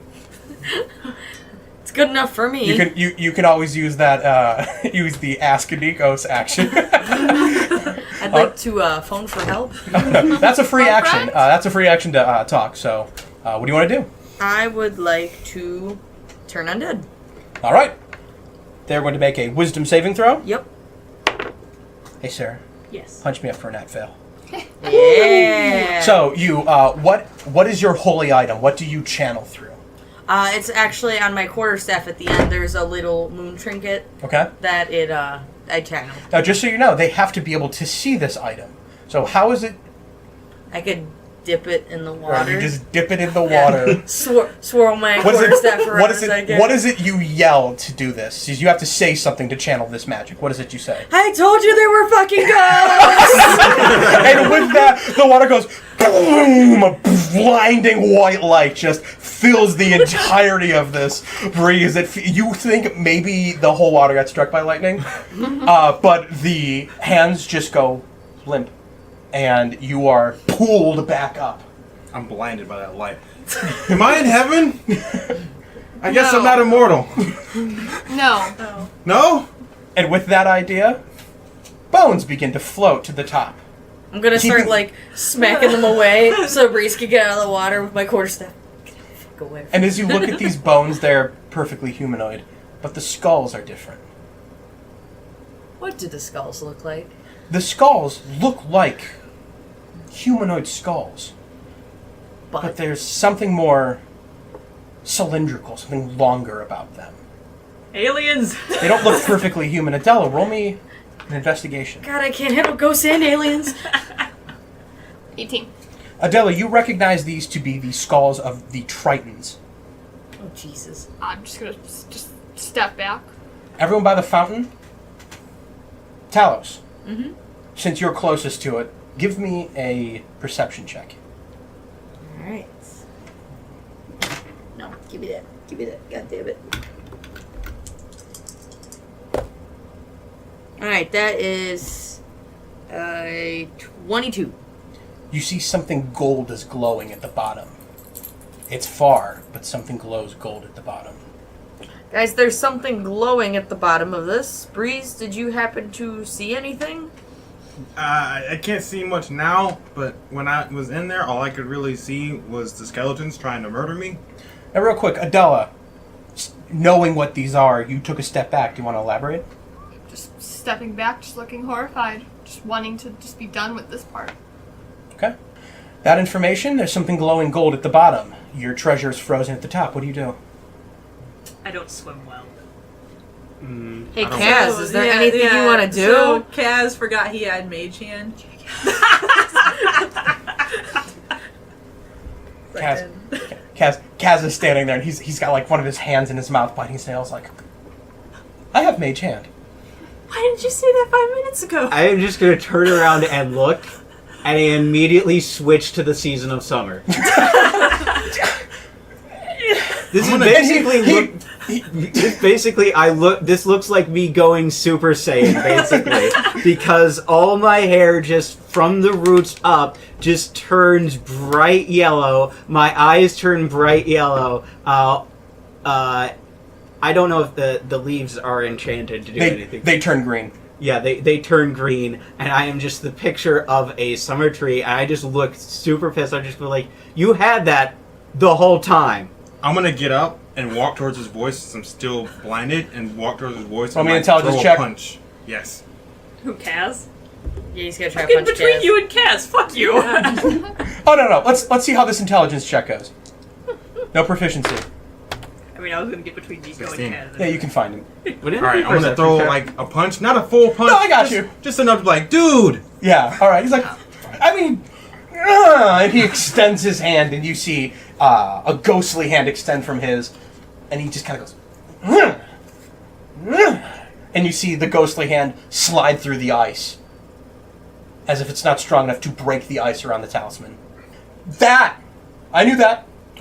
Ice can't break the ice. She can unmelt the ice. Or No, she she can can't. melt. She can't melt the ice. Nope. Oh. Yes, I can.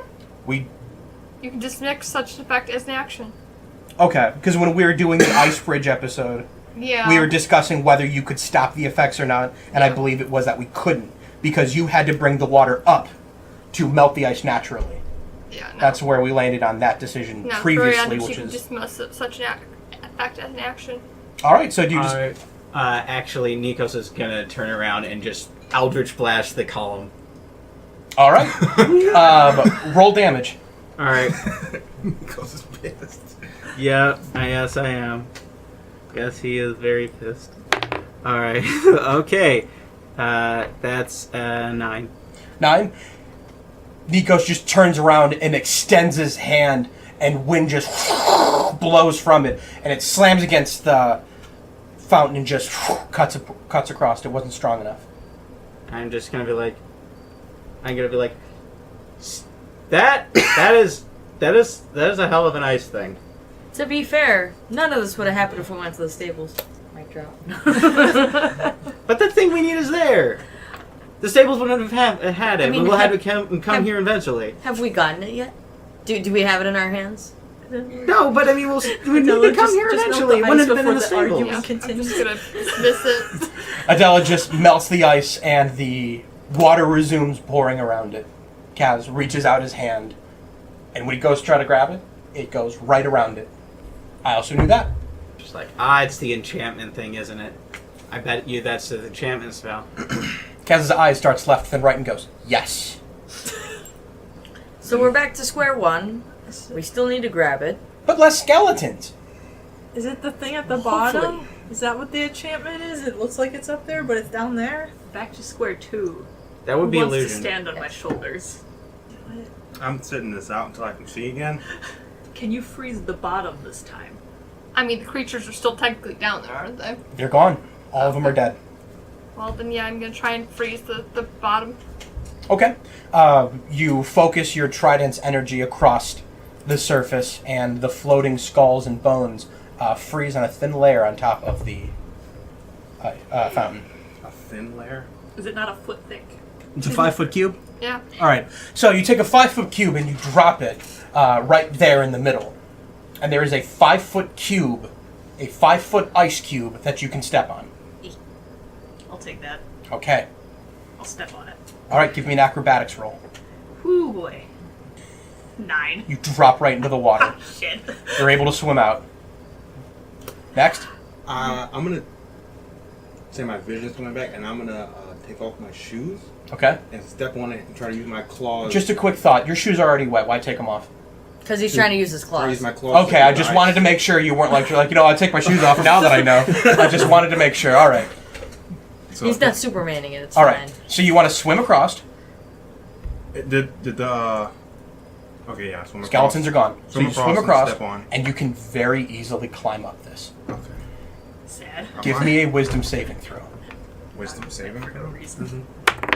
That's the enchantment. 18. There's my wisdom. 19. You grab the talisman, Nice. Now You- let's climb down. climb down, swim across. You got it. So you have half of the key. All right. Put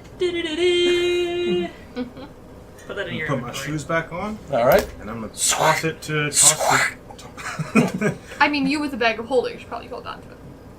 Yeah. Does anyone Key in have my back. prestidigitation? That dries things off. No. I have no. I'm gonna look at Kaz. Can anyone He does make not. fire? Oh, what kind of utility bard is he? Kaz creates He's not Batman. Kaz creates the mage hand and starts waving at it like this.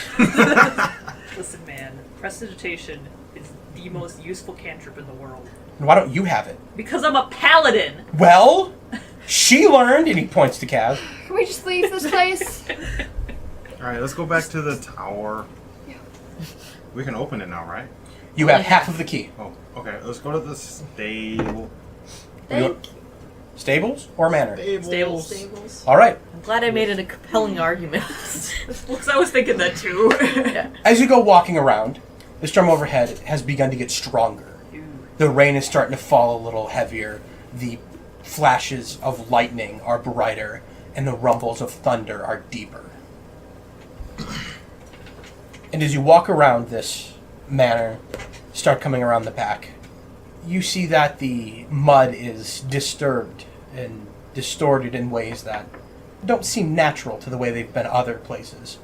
The stables themselves are made of stone and wood. The roof is old wood that is rotted and almost fallen in, but you see in front of it where the horses would be held, there's doors, wooden doors that are still, in best parts, held together, but they're closed. Ponies? There are 3 doors you can go through. I'm gonna. We'll say you guys are 30 feet away. Mhm. Before you approach, do you want to do anything? Heal, buff, perception, investigation, just fucking leave? Eldritch sight. Eldritch sight. You cannot see anything around you as magical. I was Okay. gonna kick in a door. I'm gonna There are draw- 8 of us, 3 doors. I'm gonna get my fan and I want to ready it if something attacks us. Okay. Blow it the heck away. Door number 1. All right. Tribute approaches door number 1. Cass, what are you doing? I'll go with tribute. I'm gonna play the Price is Right music. Okay. Adela? If anyone else would join me, I'll go to another door. I'll There's- go. Okay. We'll go. So, at door number 1 is Tribute and Cass. Door number 2 is Talos and Adela. Your watchful eye is going to be Nikos. Mm-hmm. And your entertainment for the evening will be Breeze. Door number 1, give me an athletics check. 14. You slam that massive boot into the door and it shatters. Just broken wood falls in to an empty table. Oh, Breeze swoons a little. He plays that bum bum ba bum. I would like to open the door like a normal person. Just because if there are ghost horses here, I don't want to get kicked in the face by ghost horses. No. Alright. Okay. Got that lucky charm. Not fucking around. You open the door? Yeah. Alright. You grab the door, and as you go to swing it open, the door fucking explodes. Give me a strength saving throw, Talos and Adela, as flying out a skeletal horse with its skeletal rider. At its sides, 2 long lances held by 4 arms. It takes off galloping forward. Talos, 12. 13. you're good. And 13. Adela, you're good. You managed to stay on your feet as this thing explodes forward, shrapnel of wood. It takes off about 20 feet towards the manor. As the rider pulls up on the reins, the horse lifts into the air. And it moves about 50 feet into the air as it begins to turn around, both lances pointed down towards the party. I'm so disappointed because I was right again. Roll initiative. Trusty. Talos just clutching his heart like. All right. Breeze, can we get some Ghost Riders in the sky, please? You know what? I'd probably be more useful playing that than fighting. Alright. The blue D12 is going to depict the Ghost Rider in the sky. He is going to be, right now, 60 feet up. Having horrible Nicolas Cage flashbacks. Please do not refer to him as the Ghost Rider. Alright. What, you don't like Ghost Rider? No. Tribute, it is your turn. What do you want to do? So you said he's 50 feet in the air. He's 60 feet in the air. 60 feet in the air. Okay. So my ranged cantrip with a range of 60 feet, I would have to stand right underneath him to hit, which I cannot do. Well, you can make the attack from an angle, 60 feet. If you're close enough, you can. Yeah, we could do Pythagorean theorem. Yeah, it's... Yeah. But I don't think I'm going to do that. Instead, I'm going to stand like here and ready in action that if he goes past me on either side, I will attack. Okay. And that is going to go to Breeze. I am going to stand my ground, and I'm going to ready in action with my magical fan. And if he gets close enough while still in the air where I won't blow anybody else away, I'm going to try to blow his bones off. You're just ready with that fan. I have not made enough use of it, and it's actually kind of powerful. Like the one Alright. time we did use it, it's really strong. It is going to complete its circle, and it is going to fly down towards Adela and Talos. Mm-hmm. He's going to be 10 feet in the air. Yeah, let's see. What is the fan's reach? I think it makes a 30-foot cone. Yeah, 30 foot. Blast me, it's cool. You can hit him, but you're also going to hit Cass, Adela, Talos, and the rider. That's one too many people that I need to hit. So I will not. I'll keep it ready. Okay. He is going to fly down, and Actually, did I tell him the duck? Or do we have time to duck? they're pretty aware of this thing's coming. Okay, sorry. Yeah, you calling duck isn't going to help. Okay. He is going to fly down. He's going to lower his 4 arms in these 2 massive lances, and he is going to just swing between the 2, and he is going to go up about 20 feet over the stables. So we're going to put a 2 here for 20. So he is going to make 2 attacks, 1 on Adela, 1 on Talos. You look the one direction I didn't think you would. Talos, Yes. that is going to be... Take a quick look. 14 to hit. That'll miss. 23 on Adela. Damn. That'll hit. I don't know, man. Yeah, let me check.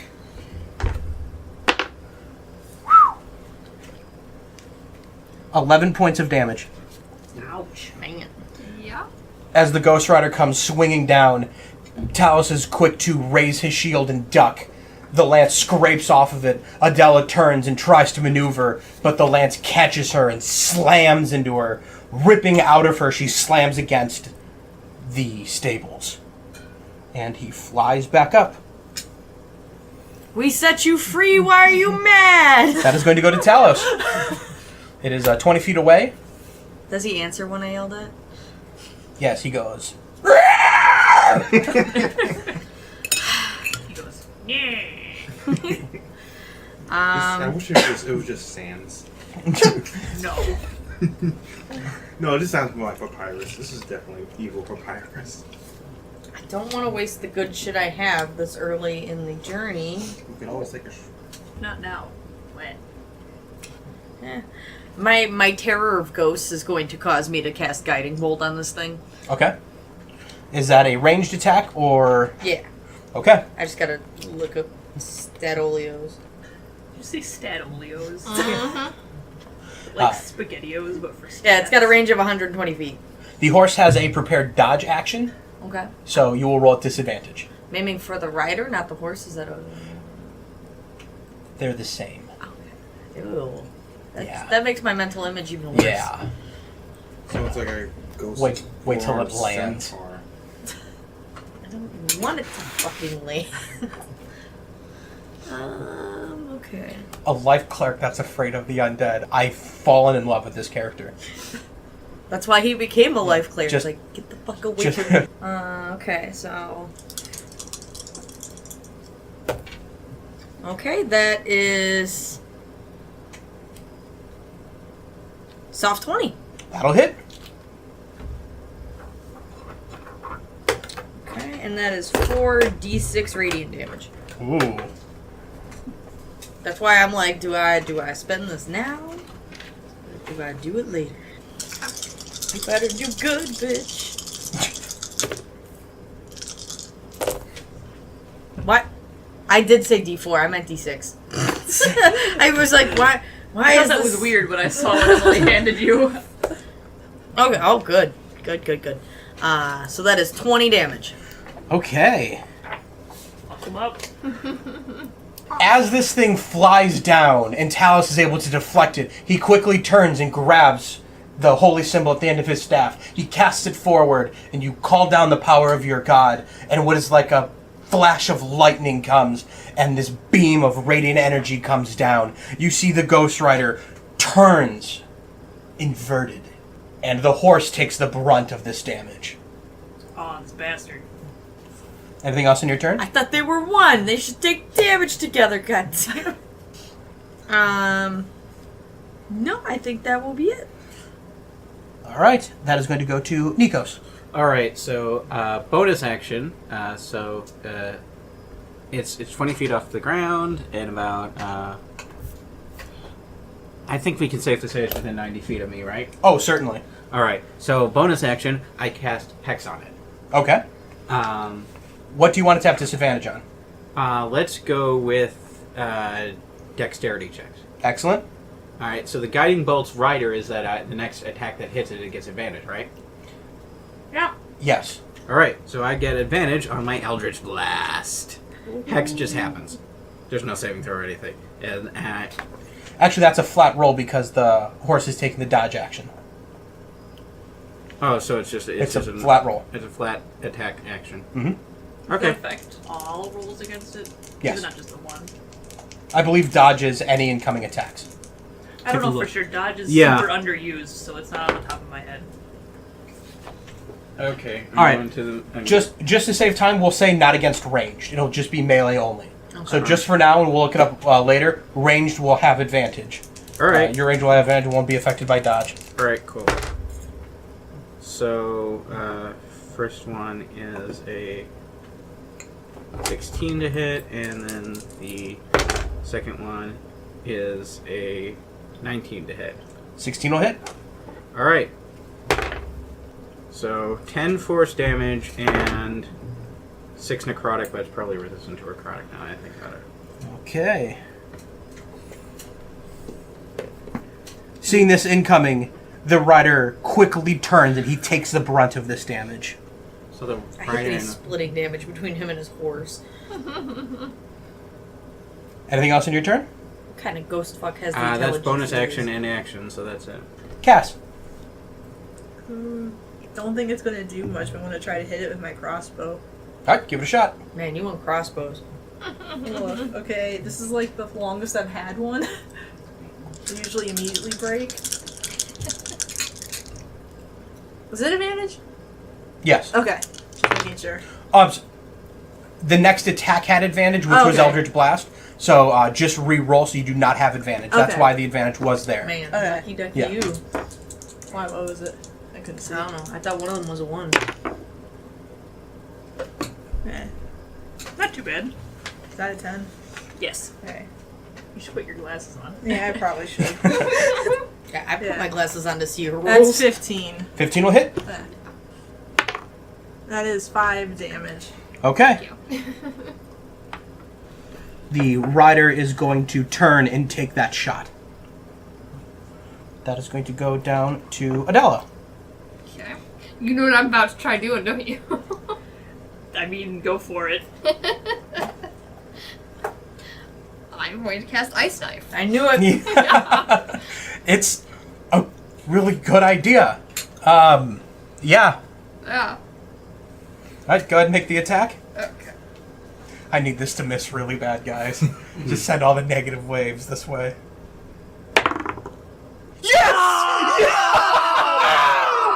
Still takes splash damage.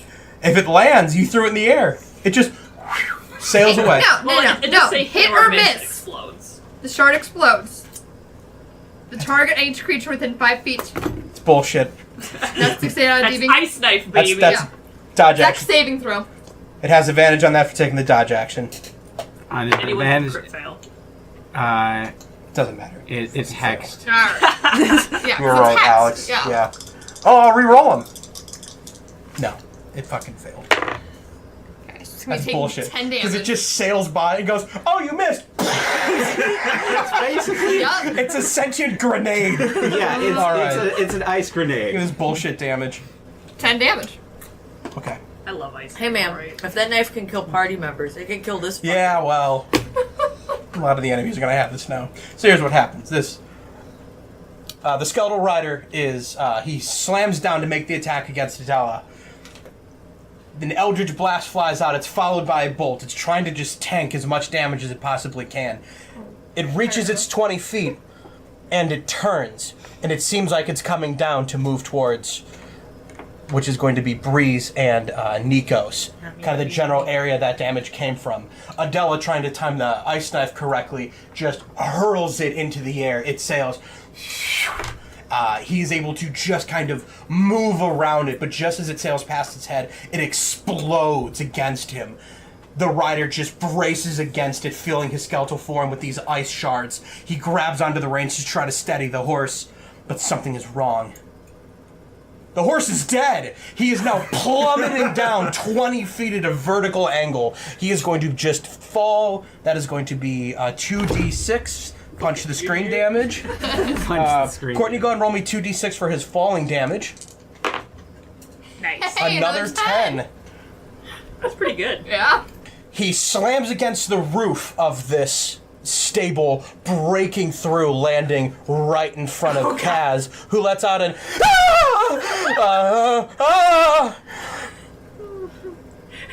And as you look in, you see the full skeletal form of a mighty horse, and fused to its spine is the pelvis of some sort of humanoid four-armed fish creature. It has its 2 lances, and it's just struggling to swing now. That is going to go down to Listel. So it can't move because the horse part's dead. We paralyzed him. That's fucked up. That was its legs. So is he a quadriplegic? Negative inspiration. So I was looking at Listel's spells. You know what I also realized he has? Mage hand.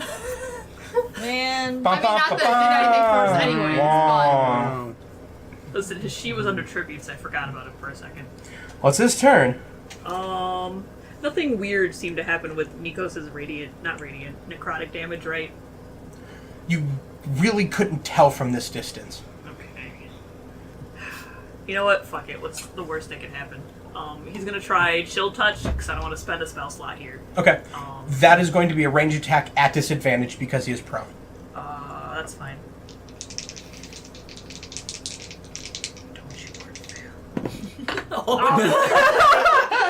Remember that time I said if you roll off the table, I literally provided dice boxes for everybody? Yeah, well, we got it covered in cake. That's a 7. That's a 7. Thank God it's not a 1. It's a 7. 7 plus... 12.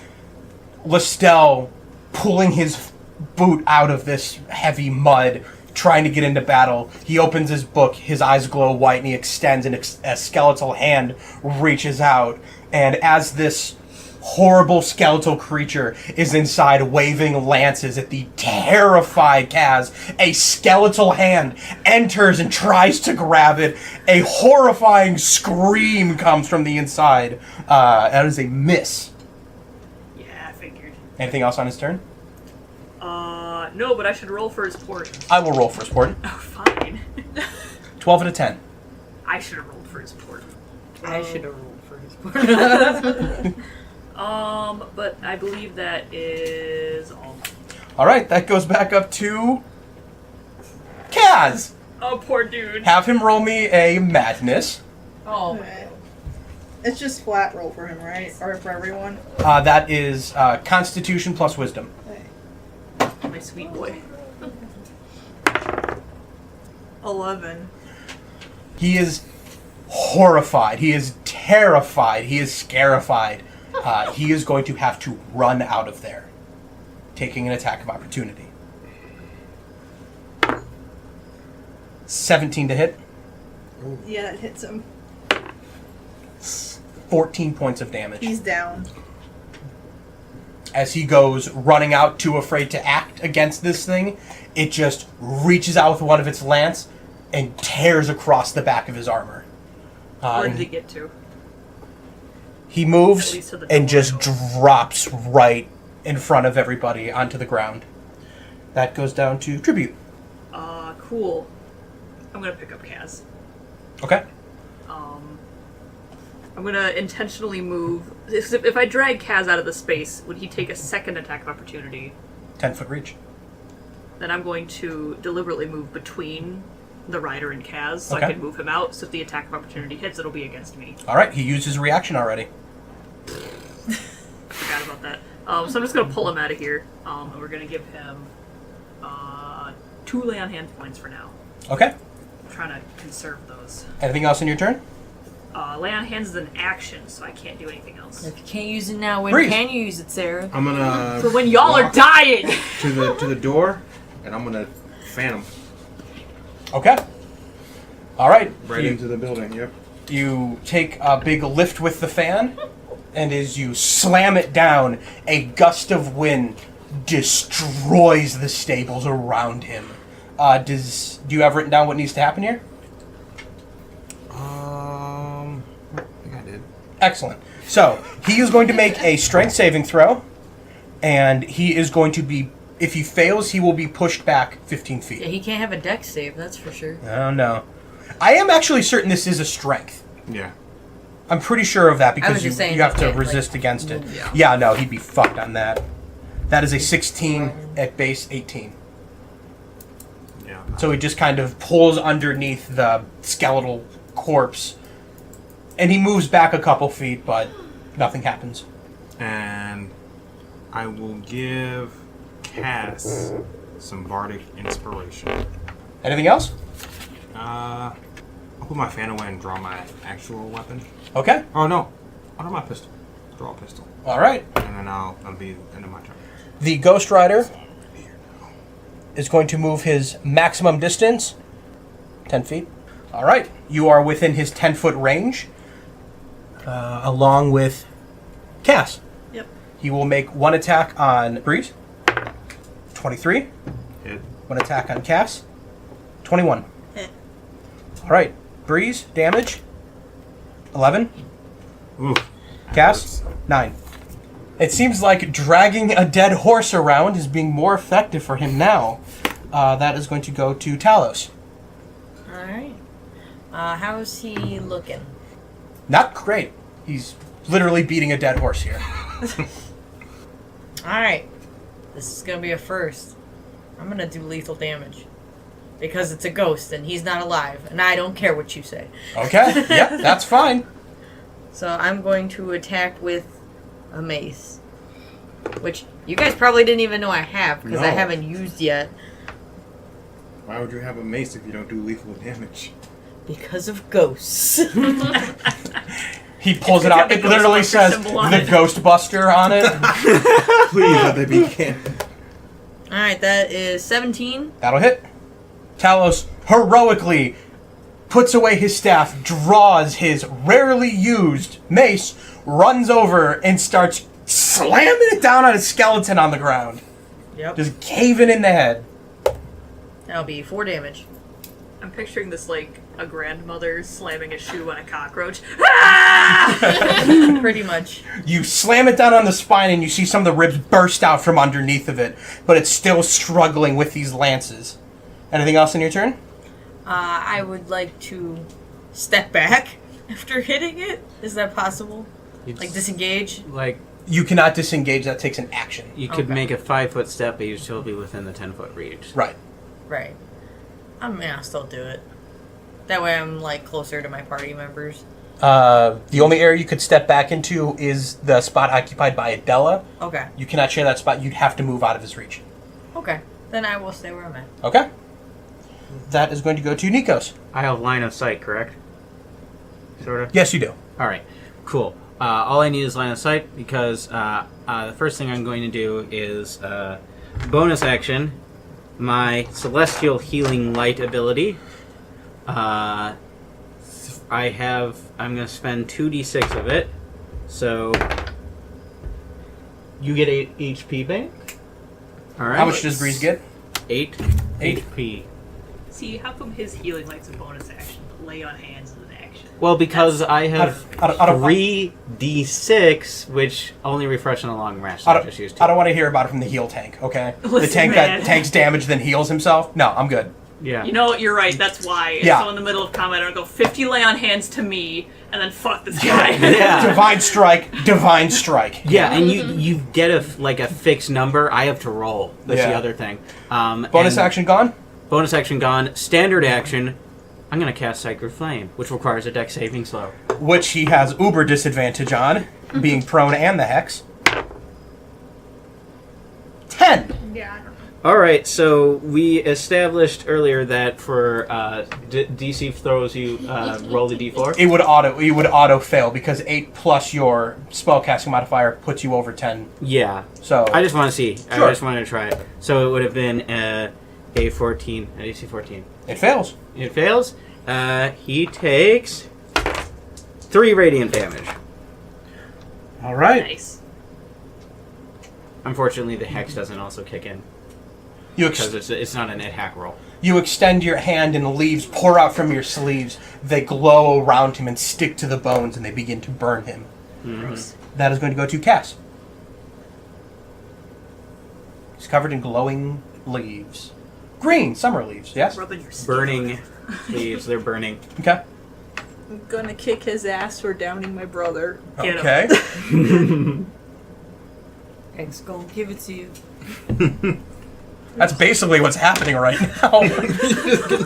Hohenheim voice. Fuck him up! Natural 20. Man. I told you. It's that episode of Rick and Morty where Rick and Eh. Summer get really All right. tough. Your minimum damage. What is your strength? It is 3. Your minimum damage kills him. Okay. All right, how's he die? You got a nat 20. You can do whatever the fuck you Yeah.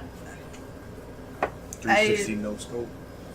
I don't know. I feel like I just like run to him, just like scream, "Don't fucking hurt my brother!" and just swing. You swing and the blade of your longsword just slams into the skull and the rot of it just breaks apart. And you see with the 2 lances, all 4 arms, just reach out in pain, dig into the dirt, and then go loose. and it is gone. Adela, Yeah. roll me an investigation with disadvantage. 10. As you've seen this thing flying around, and just before you see its skull torn apart, you get this vague idea that in that vision you had walking up the hill, at the very end of the vision, when you had that feeling of being torn away from existence, it almost seemed like the skull of one of those creatures. Those four-armed large fish people. The ones we were fighting against, right? Yes. Okay. And with that, the creature is dead. You see in the chest a fading but glowing symbol of Umberly, the other side of your talisman. It was in the stable. Boom. I'm gonna like take hold of Kaz's shoulders. He's still on the ground. I'm gonna point to the shattered fish creature and go, "She did that for you, buddy." And then I'm gonna. The mud bubbles, thumb goes up. He's still down, right? No, he's got 2 HP. Alright, I want a healing word. Okay. I feel like this would be a good opportunity for a short rest. Oh, yeah. I'm fine with it, actually. Yep. You can, tell us, what do you think? You want to take a rest in the haunted stables? As long as we check the third stall, I'm okay with that. Who's going to check the third stall? Done. Tribute goes over. Kicking it. There's nothing in it. Alright, we're good. That's it. I'm gonna kick it. All right. There's some nice chairs, some couches, there's some fresh tea. Hey. We put that Alright. motherfucker to rest. We could rest here, too. Yeah. Or if we're It's fine. doing a short rest, I have 2 more spell slots, so that's 2 cure wounds that I could do. Do you get those back on a short rest? Yeah, Warlock. What the fuck?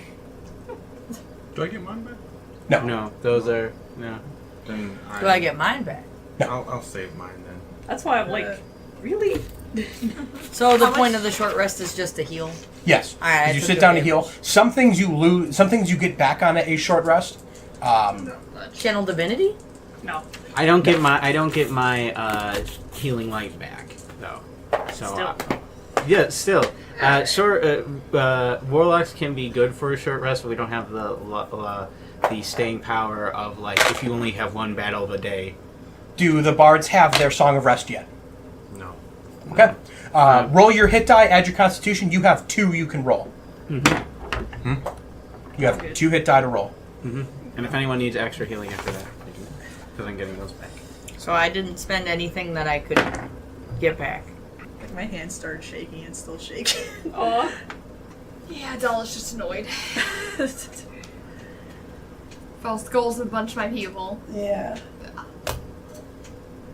I knew there'd be fucking ghosts.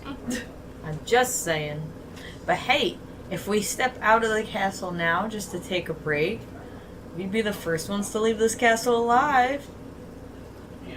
No? No? No. So everyone got their short rest? An hour goes by. The storm gets stronger. The rain comes down harder now.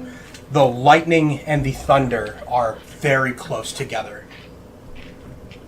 I can't tell if like that means that Valor and Tranquilus are happy at their progress or if Umberly is pissed. With that, you have both ends of the talisman. I don't know, they don't talk to me. Do you return to the tower? Mm-hmm. Yes. I think that would be the best thing to do. Your trip back, sheets of rain coming down now. You're able to keep sight of each other. But it's becoming muddy and difficult. Just to walk, if you fall off this beaten path, you find that your boots are sinking deep into the mud. And when you eventually come to the tower, you have this area to put both talismans in. Who will do the honors? I'm not We're putting doing the- nose goes. I'm not doing the nose thing because Nikos, if no one else is going to do it, he's going to just be like, here, give them to me. He's in the season of summer. He doesn't give a shit. You do one, I'll do the other. It's just 2 pieces. Okay. Yeah, that works too. Forgot you were summer now. Yes. Season of bold action. The season of no bullshit. No bullshit. So, Nikos has one, Adela has the other? I still have a wisdom that's -1, so it's not going to be a great in terms of like decision making. Give me roll and add dexterity to it. Roll and add dexterity. Is this like a 2-year-old with the shape puzzle? Hey! Oh no. Oh, Alex. Oh The no. list. Oh. I'm Adela on the walks list. up, presses her part of the talisman in. Nikos takes his, and as he lifts it, it's a lot heavier than he anticipated, slides out his hand and lands in the mud. Bum bum ba bum. Wow.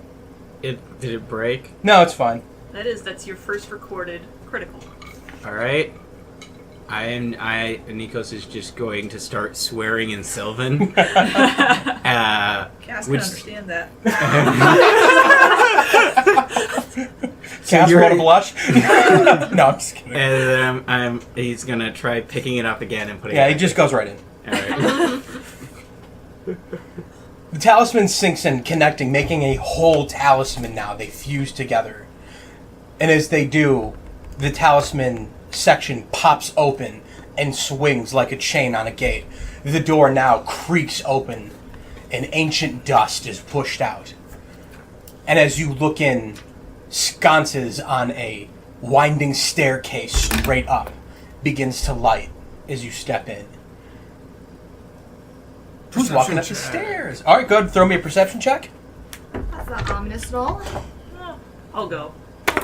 I've taken no damage yet. I'll follow. I'll back up. Yeah. 15 on the perception check. As everyone starts to walk in, the sconces begin to light as you approach them, about 15 feet. Breeze is keeping his eyes out. You put your hand against the wall and you feel carved divots in the wall. It feels like there might be carvings on these dusty walls. Doesn't Kaz have fairy fire or something like that? That's not That- useful for yeah. lighting hallways. Yeah, I just can- lights objects. I can cast light on my staff. I'll make the runes glow a blue light. Okay. The walls look... There's definitely carvings in these walls. They go all the way up as you walk further, but there's such a thick layer of dust. As if maybe a strong breeze. My moment. Blow the fan and then just Okay. Roll Up me the a D- stairs. Roll me a D100. D100. Yeah, roll me a D100. It's just- I don't have a just Roll for D100. fun. Just roll. He's gonna blow it all the See what sconces. happens. No, I'm we gonna can get us collapse all the tower testy. more like. So how the D100 works, you have to roll a D10 too. Yeah. Which is... This is Nope. Nope. There it is, right Same there. shape. Yep. 90. No, it's No. 9. 9? Yeah. 9. Yeah, it's double digits will denote the first number, the single digits. Unless it's 109. Breeze, Tens you place, take out the ones place. fan, and the whole tower fills with air. Dust is ripped off the walls and forced up the stairs. The candles are magic, so they flicker, nearly going out, but they stay. And at the end of it, the fan breaks in your hand. Aww. Oh. Remove it from your inventory. How big is the fan? Because someone could use mending. Wouldn't restore the magic. Won't restore the magic. Damn. I wouldn't mind having a fan. It goes up 20% every time you use it in one day. If you use it once, it's fine. Twice, 20%. 3 times, 40%. Aw, man. Yep. Oh, I wish I'd have known that. You know it was got impossible. super Never, unlucky. you never had any of the magic items. You got identified It's true. by a divination wizard. Yeah. That is true. Would be Lestal, yep. So the walls are completely clean now. All of these grooves that were filled with what could be centuries of dust blown away. You see their intricate carvings on these walls. And as you begin to ascend the tower, the carvings tell a story. It tells the story of 2 great beings, what looks to be underneath water. At the feet of them, there seem to be what look like fish people.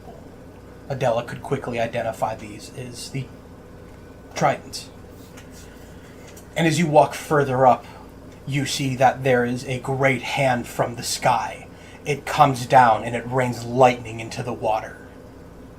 And you see the 2 figures, the 2 large figures, they rise, their hands extended to grab the lightning and stop it. And coming down from the sky are more hands, smaller hands. And rising up beneath these 2 great figures are the Trident people. You see in these next carvings land. And you see these tridents. They're coming up. Adela, this looks like the carved version of your vision. You see that there are small depictions of Adela on the walls.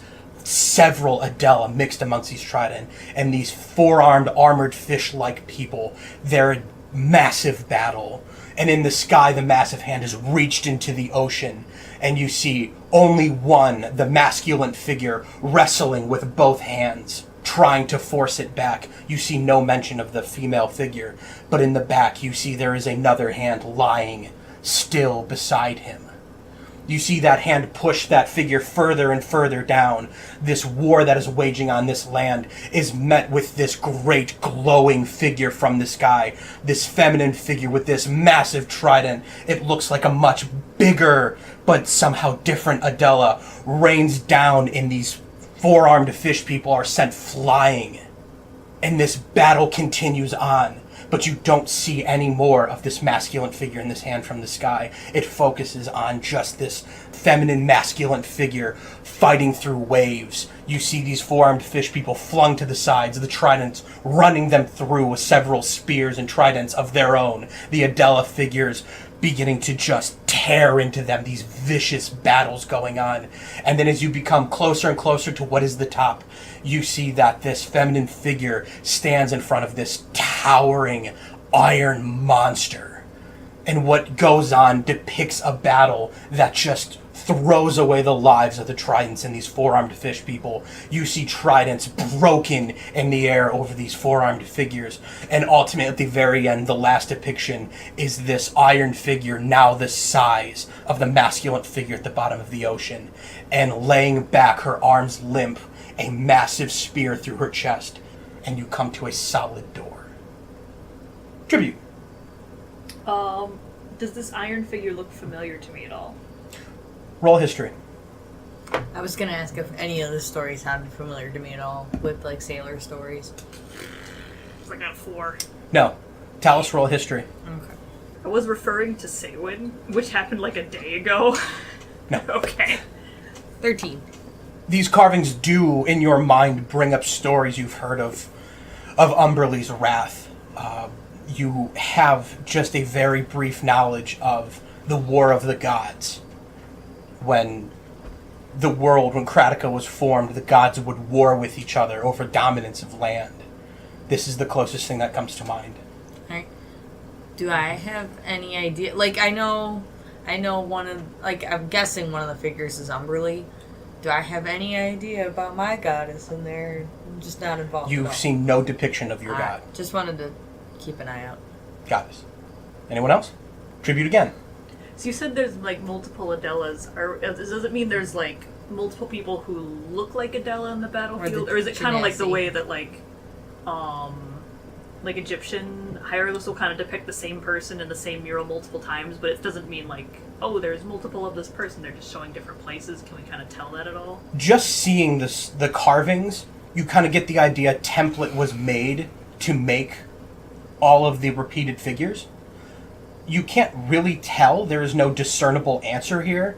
It's either A, there are a billion Adelas out there, or B, they used a template to depict Adela, and they just used that so that she was represented in whole there with the tridents, because the tridents are also the same. There's no difference in the tridents. Okay. Can you imagine if we just assumed one or the other? Like, we just thought there was like a million Adelas out there, and then we find others that are like completely different. That's what Tribute's thinking, is that there's like 50 Adelas out there. All right, you're in front of this great wooden door. What do you do? We're gonna listen at the door. All right, teacher's pet, hold on. Anyone else? I'm gonna Who's in ask front? Adela, Yeah. like, was that the history of your people? I mean, it looks a lot like the vision I saw when we first came. Does that mean anything to you? Not quite yet.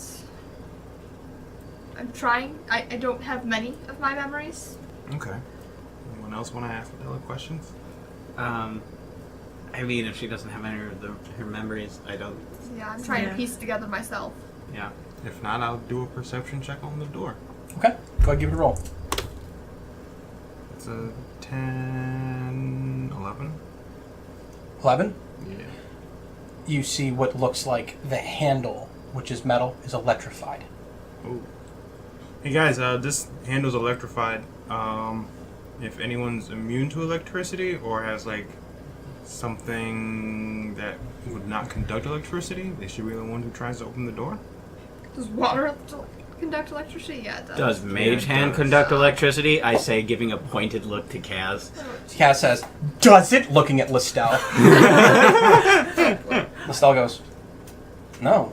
And he extends his hand, and he is able to he has enough to click the door so that it creaks open a little bit, but not enough to push it all the way. You can, like, pinch at the side of the door, pull it without the handles. I'm just saying. Yeah, it's... Someone can, not me. Not get kicked in the face with Past the ghost this door is probably not good for us. Just... I'm going to ready an action with my pistol. Okay. If something attacks us, I will fire. All right. I've got my shield ready. And I'm ready for whoever else is going to open that door. I think it should be tribute. Looking at you, Cass. Too many ghosts. I'm gonna take my shield out. I mean, if it's still electric, it's going right through me. With my long sword. Okay. Tribute? No one seems to want to open this door, so I guess I'm going to. Okay. How do you open the door? There's the door is made of wood. It has iron bands leading to an iron handle. I'm going to use my foot to Okay. press on the wooden parts. Okay. You put your foot to the wooden part, which does not conduct electricity, and it opens just fine. The door swings open, and you are led into a round room, the top of the tower. There are windows. There are 3 windows on each side. And as you look out, you see now black clouds, the sound of wind whirling, the flashes of lightning, and the cracks of thunder seems to shake the tower now. And as you look in, you see that there is a scrawny, bony, blue-skinned figure. She's kneeling now. She's sitting on her heels. Her arms are held back by chains that are dug into the wall, and you see pressed against the ground and through her stomach a large spear. Jesus H. Christ. The chains rattle with small movement. What do you do? I'm going to look at Adela. I'm gonna look to the figure and ask it who it is. Silence. Should we try to... I think this is the person we came for? I don't see anyone else. Yeah. Yeah. She looks pretty captured. Yeah. Yeah. Let's... where's our healer? Alright, let's get this spear out first, and then What? heal her. Can I do a perception check on the floor to see if there's like any traps? Give it a roll. Good idea. So there was no answer from who are you? No. No. That's way over 20. There seems to be nothing trapped on the floor. You can see where the chains are seemingly formed into the cement blocks that make this tower. Right. I'm going to use Eldritch Sight to see if either the chains or the spear radiate magic. The chains do not, but the spear radiates a necrotic magic. Right. And so I'm going to say I'm going to see careful with that spear. There's necromancy in it. Is the spear possibly what's keeping her alive at the moment? I'm not sure. I'd say it's if she is supposedly related to great magical creatures, it's more likely that sphere is keeping her from weak enough so that she can be bound. That's what I was thinking. Talos is in character going to ask who sent. Everybody answered Valorant. I'm going to say, I believe we should have at least some conversation just to clarify that this is who we are in fact rescuing. Because it could be dangerous releasing something that's not friendly. I mean, I think this is pretty obvious that this is the person we're coming for. Stuck up at the top of the tower, elaborate puzzle to get in, necromancy being used to keep us from getting the stuff we needed to get in, and necromancy being used to imprison this person. They never told us her name, did they? This has to be her. Alright, Guess so, yes. I suppose if you guys are sure. I mean, no one has charm or anything, just in case, right? No. Should we try and rouse her? I believe so. It might be painful, but I do believe that. Unless the necromancy's keeping her down in a state where she can't wake. I think we should pull the spear first and then try to heal her. Is there anything? The size of the spear, you can't remove the spear. I was gonna You try have to to lift remove her her from the off spear. Yeah, Oh. that was my plan. I was gonna ask if there was anything on her feet or lower half. I was chaining her. Her ankles and her arms are. The Okay. chains are tight, So we have to but break they're the chains. rattling a little bit. Well, you said she's sitting down on her ankles, so like that's shorter there. Right. Okay. Is she a medium creature? Yes. Okay. I believe we should try to remove some of the chains, at least like off the ankles. Alright. I'm going to try and blast one of the chains from the wall. Make an attack roll. Alright, so that's 21. Roll damage. 13. You extend your hand, and that force comes out, and one of the chains shatters. One of her ankles are free. I'll do another one. Ooh, that's 14. You fire again, and the chain is able to cut through the eldritch force. Alright.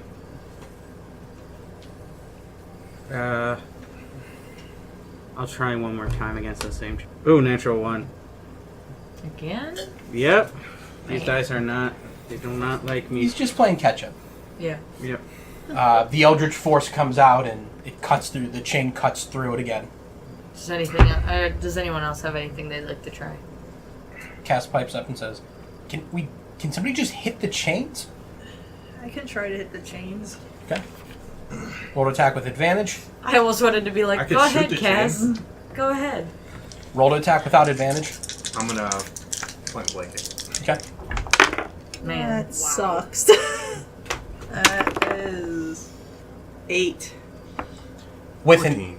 with an 8, you slam your sword down onto it, and the chains just bounce it off. 14, you put your gun up to it, and as the bullet rings out, it passes right through the link. Can I use Ray of Frost to try and weaken the chains? Make an attack. See, I was going to suggest that earlier, but I didn't know anyone had it. 15. Misses. I have an idea. What if we were to get some water Okay. from outside in the rain, put it on the chain, and have Adela freeze it to expand to break the links? Water is pouring into these windows. I was going to say we don't even have to really go outside. Is there any type of receptacle or a bucket in the room? Adela could probably just control the Yeah. water to the chains. Yeah, so let's try that then. Okay. So, We'll say the 3 chains are frozen if you want to try and attack again. I'll try. Is I'll it try advantage as well, or I just suppose. normal? Advantage. If you're making melee attacks, it's advantage. Alright.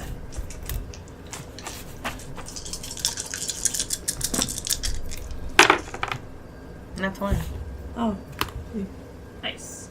Cass, you shatter your chain. Tribute, 24. roll damage. Oh, you're taking off one of the wrist ones? I'll Or attack one. So we'll say 2 ankles are free. Okay. 11.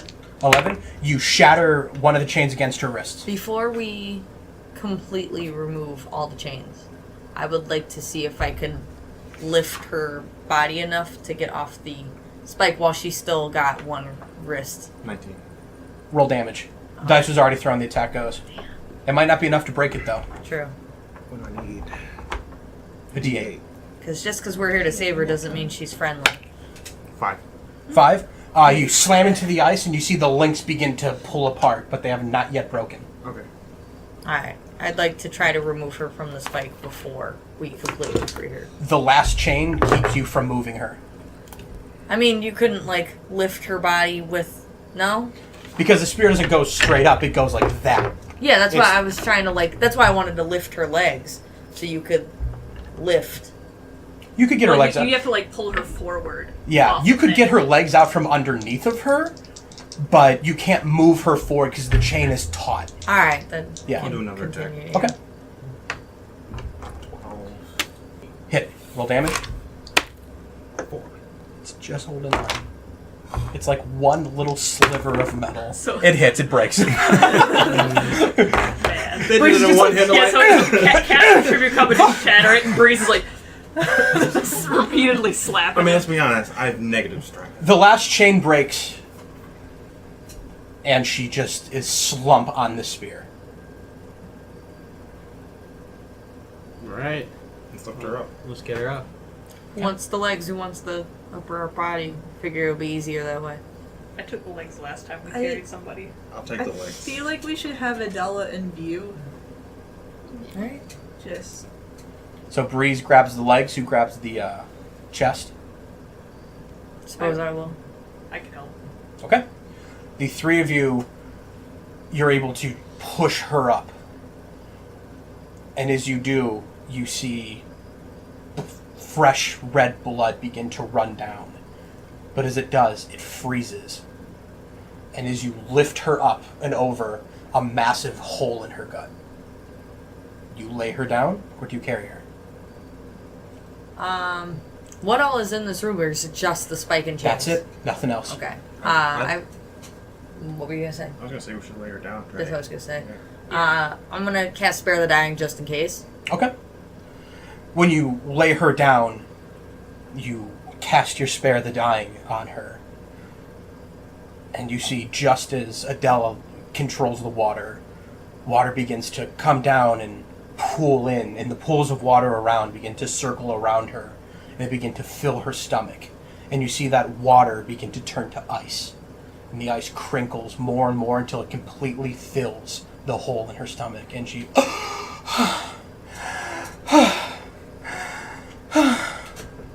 is conscious. Alright. Did you want to speak to her? What is your name? She looks around and she says in a guttural language. Anybody else speak the language of the elements? Primordial? Primordial, thank you. Yes.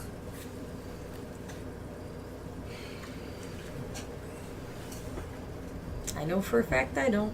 Not me. Okay. Unless Don't just Primordial's me. also Orcish. She says in a guttural language to Adela. And Adela, I'm Adela. yes, good. Thank you. And she begins to pick herself up. And as she stands, you see that she stands about 7 feet. But her arms and her bones are just nearly visible through this pale blue skin. And she reaches for your trident. No, that's mine. She says, "What? Give me your trident." That is my trident. There's just this look of confusion on her gaunt face. You don't take orders? No? Things have gone bad. Forgive me, Adela. I don't know if it would still work, but your friends, they don't speak our language. No. I don't know why you won't listen, but I ask that you trust me. Please stick out your tongue. Okay, I'll stick out my tongue. And this large, almost skeletal hand grabs the tip of your tongue. Okay. And you see her eyes that are just a pale blue glow white. And she releases it. And she just very uneasily stands and says in common, "Thank you. Whoever you are. Thank you." If you don't mind asking, or answering, who are you? I am Thundra. I'm the daughter of Traquius in Valorant. Valoran sent us to save you. My mother? Yeah. Yes. Okay. Well, Adela, did we win the fight? I believe so, but I'm not sure. I kind of don't have all of my memories. That's inconvenient. Not She- just for you. She looks down and kind of runs her hand over her ice and her stomach. She says, "We have to retrieve my trident, or I'm not long for this world." And where, perhaps, is that? In the centuries that I've spent up here, I could feel my connection to it. It's somewhere nearby. That monster must have it. Where are we? We are in a tower in Stormbringer Castle. What is Stormbringer Castle? Your guess is as good as mine. We must retrieve my trident. What monster are you talking about? During the elemental conflict, we were fighting off.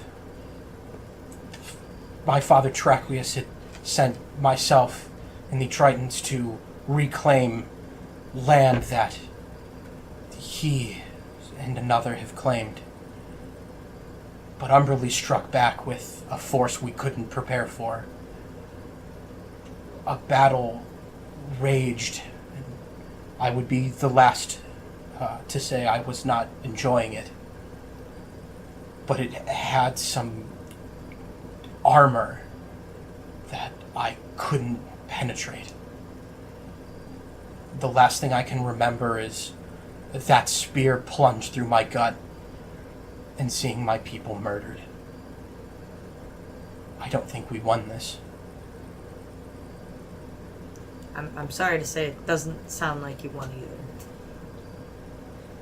She just kind of looks out. That is not my mother's reign. That is her reign. Oh. We lost, and I am Umberly's prisoner. Why haven't my parents come for me? That I'm not sure. They're stronger. They could rip this world apart, and why didn't they come for me? Shrankia seems to be trapped in the water. That's ridiculous. He's greater than any ocean on this. Glowing blue eyes? Yes, Yep. but he's greater than any ocean on a neat. Nothing would keep him from me. He chose not to come for me. He misses you dearly. Then why didn't he send you? Why did my mother send you? If he cares so much, then why didn't he? Because we met your mother first. That is true. Fine. Please help me find my trident. Or it won't matter. Okay. Do you have a more exact location? Is it, when you say nearby, do you mean like, could it be in this building? No, it's not so close. But I know it's close by. Probably in the house manor. Mm-hmm. Is it in that building? She stumbles to the window. Yes. Yes, it is. Ooh. I was like, please don't be in any other city. Yeah. It's in Tabaxi Town. With a grievous limp, she starts for the stairs. I'm gonna get under her shoulder. Oh, she's 7 foot tall. Yeah. Can I cast Cure Wounds on her to try to help ease the pain? I don't know,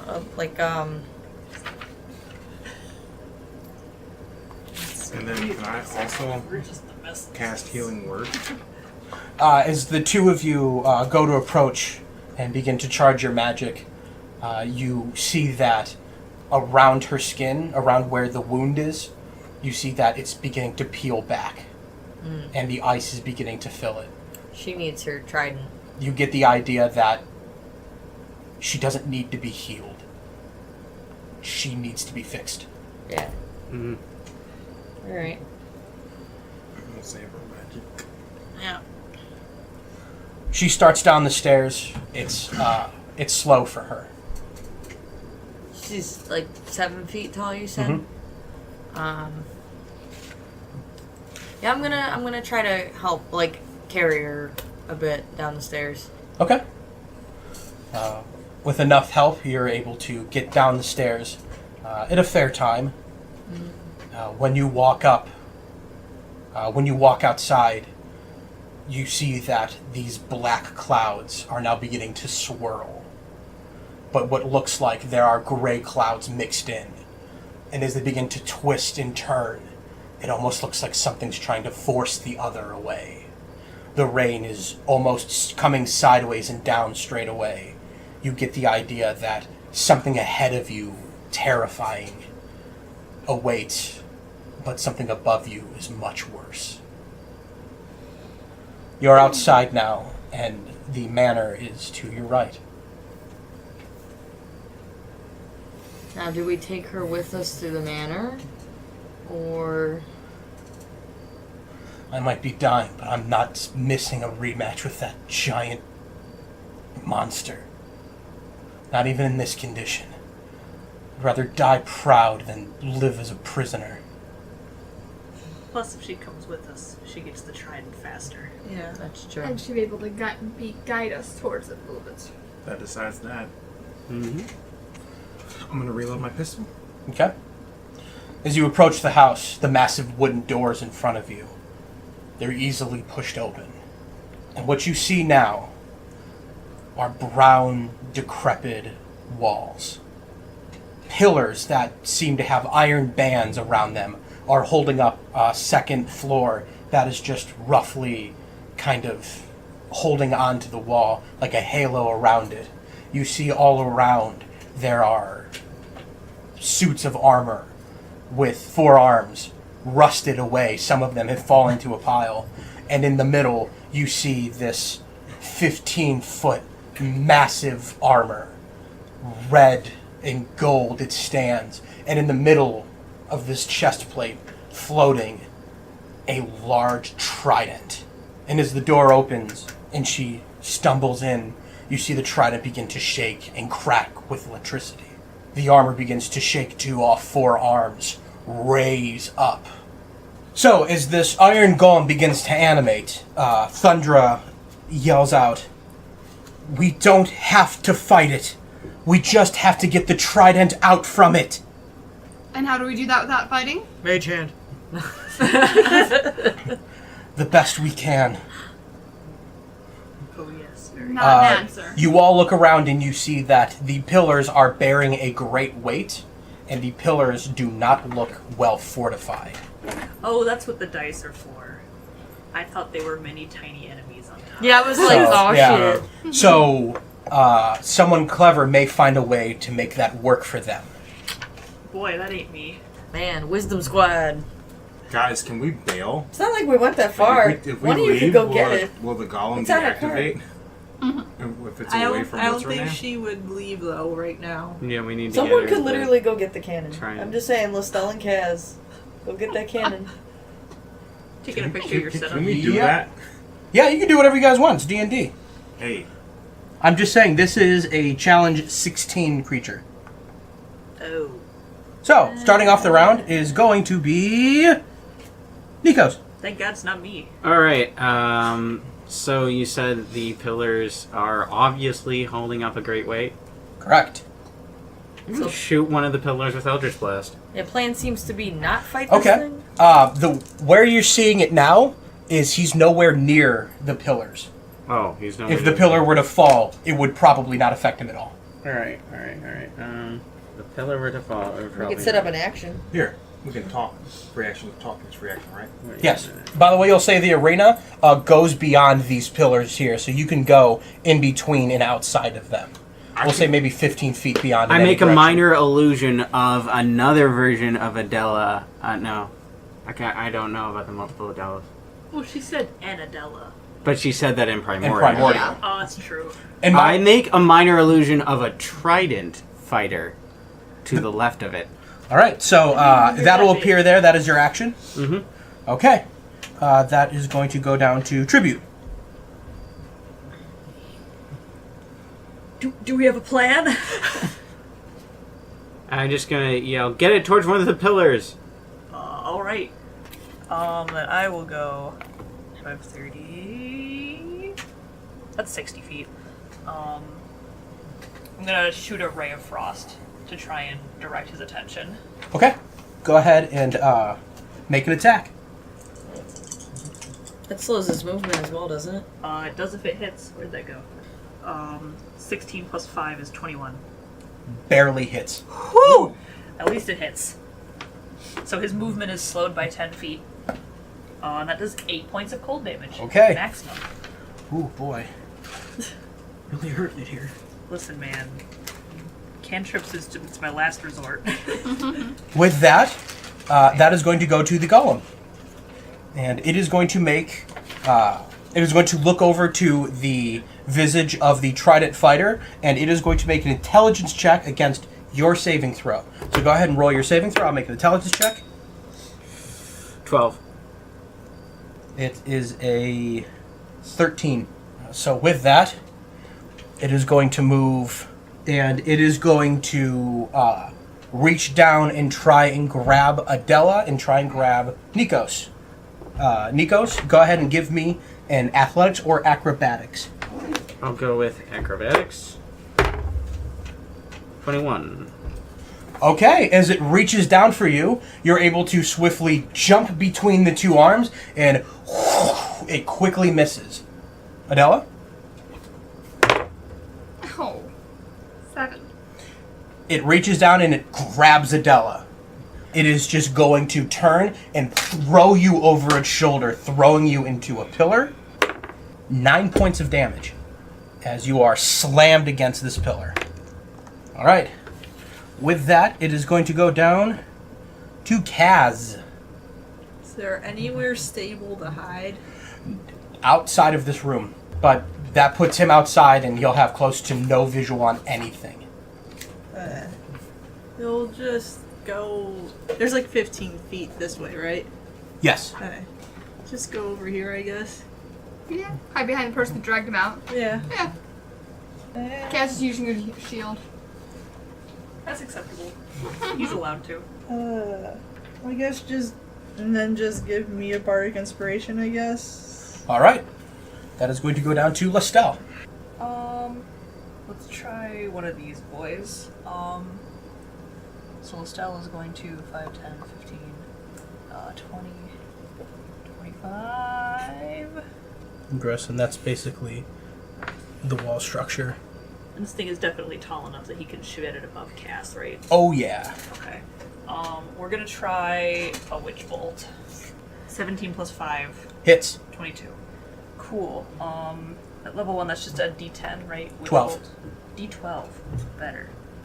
And then if he maintains concentration, 10. he can keep... All right. Lestel opens his book, his eyes glow, and he extends his hand forward, and lightning strikes out. And as it does, the trident glows and sucks the lightning into it. What? Is the witch bolt connected to the trident now? It's sucking in the energy. It was an electric energy that brought this to life. It was electrified. You just made it stronger. Might have just healed it. Anything else on Lestel's turn? Nah, he doesn't have any bonus action, thanks. All right, that is going to go down to Adela. You have just been thrown hard against a pillar. Okay. Can I move behind it? Yes. Okay. Move behind it there. And I'm going to cast Ice Knife. Close enough that at least maybe right. It is large enough that you could hit a side of it and not injure anybody. Yeah. All right, go ahead and roll your attack. So I'm figuring. What do I add to it? That is going to be your wisdom plus a d4. 18. Miss. The pillar? Oh, you were attacking the pillar? Yeah. Okay. Yeah. I'm sorry, I thought you meant the golem. No. I was yes. attacking the pillar to try and kinda at least weaken it so that if he does get back. All right. enough It that it takes easily one hit strikes. falls. Go ahead and roll damage. Yeah. It's a d10 plus 2d6. Yep.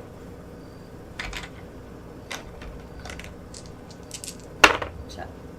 13. 13? The pillar collapses. Okay. Almost falls on him. Pillar collapses, and rubble drops down.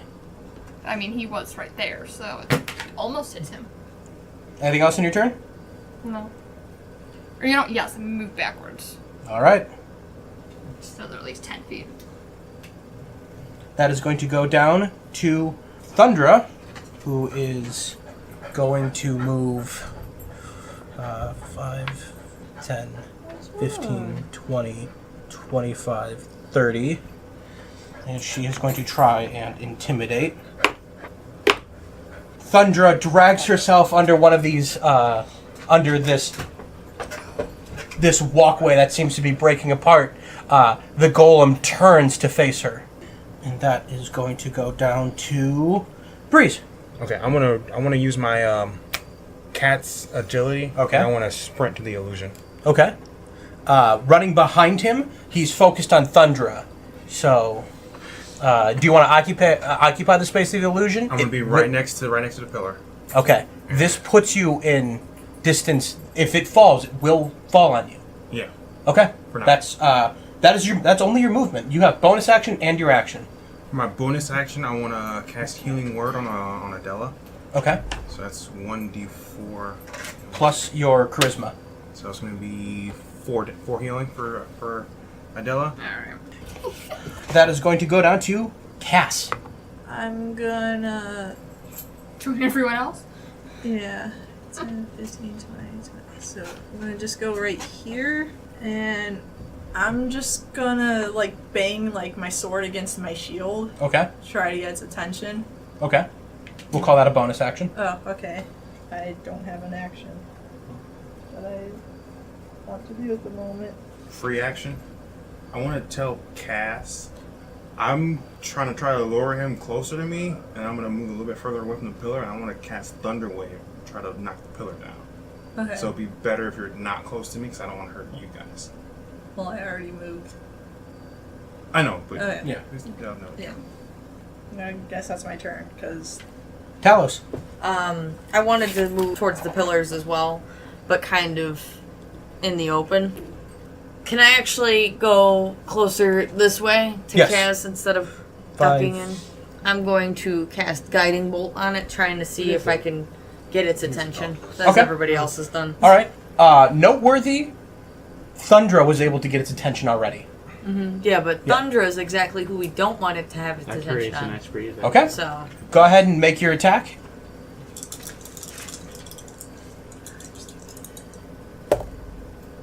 okay, that is 23. That'll hit.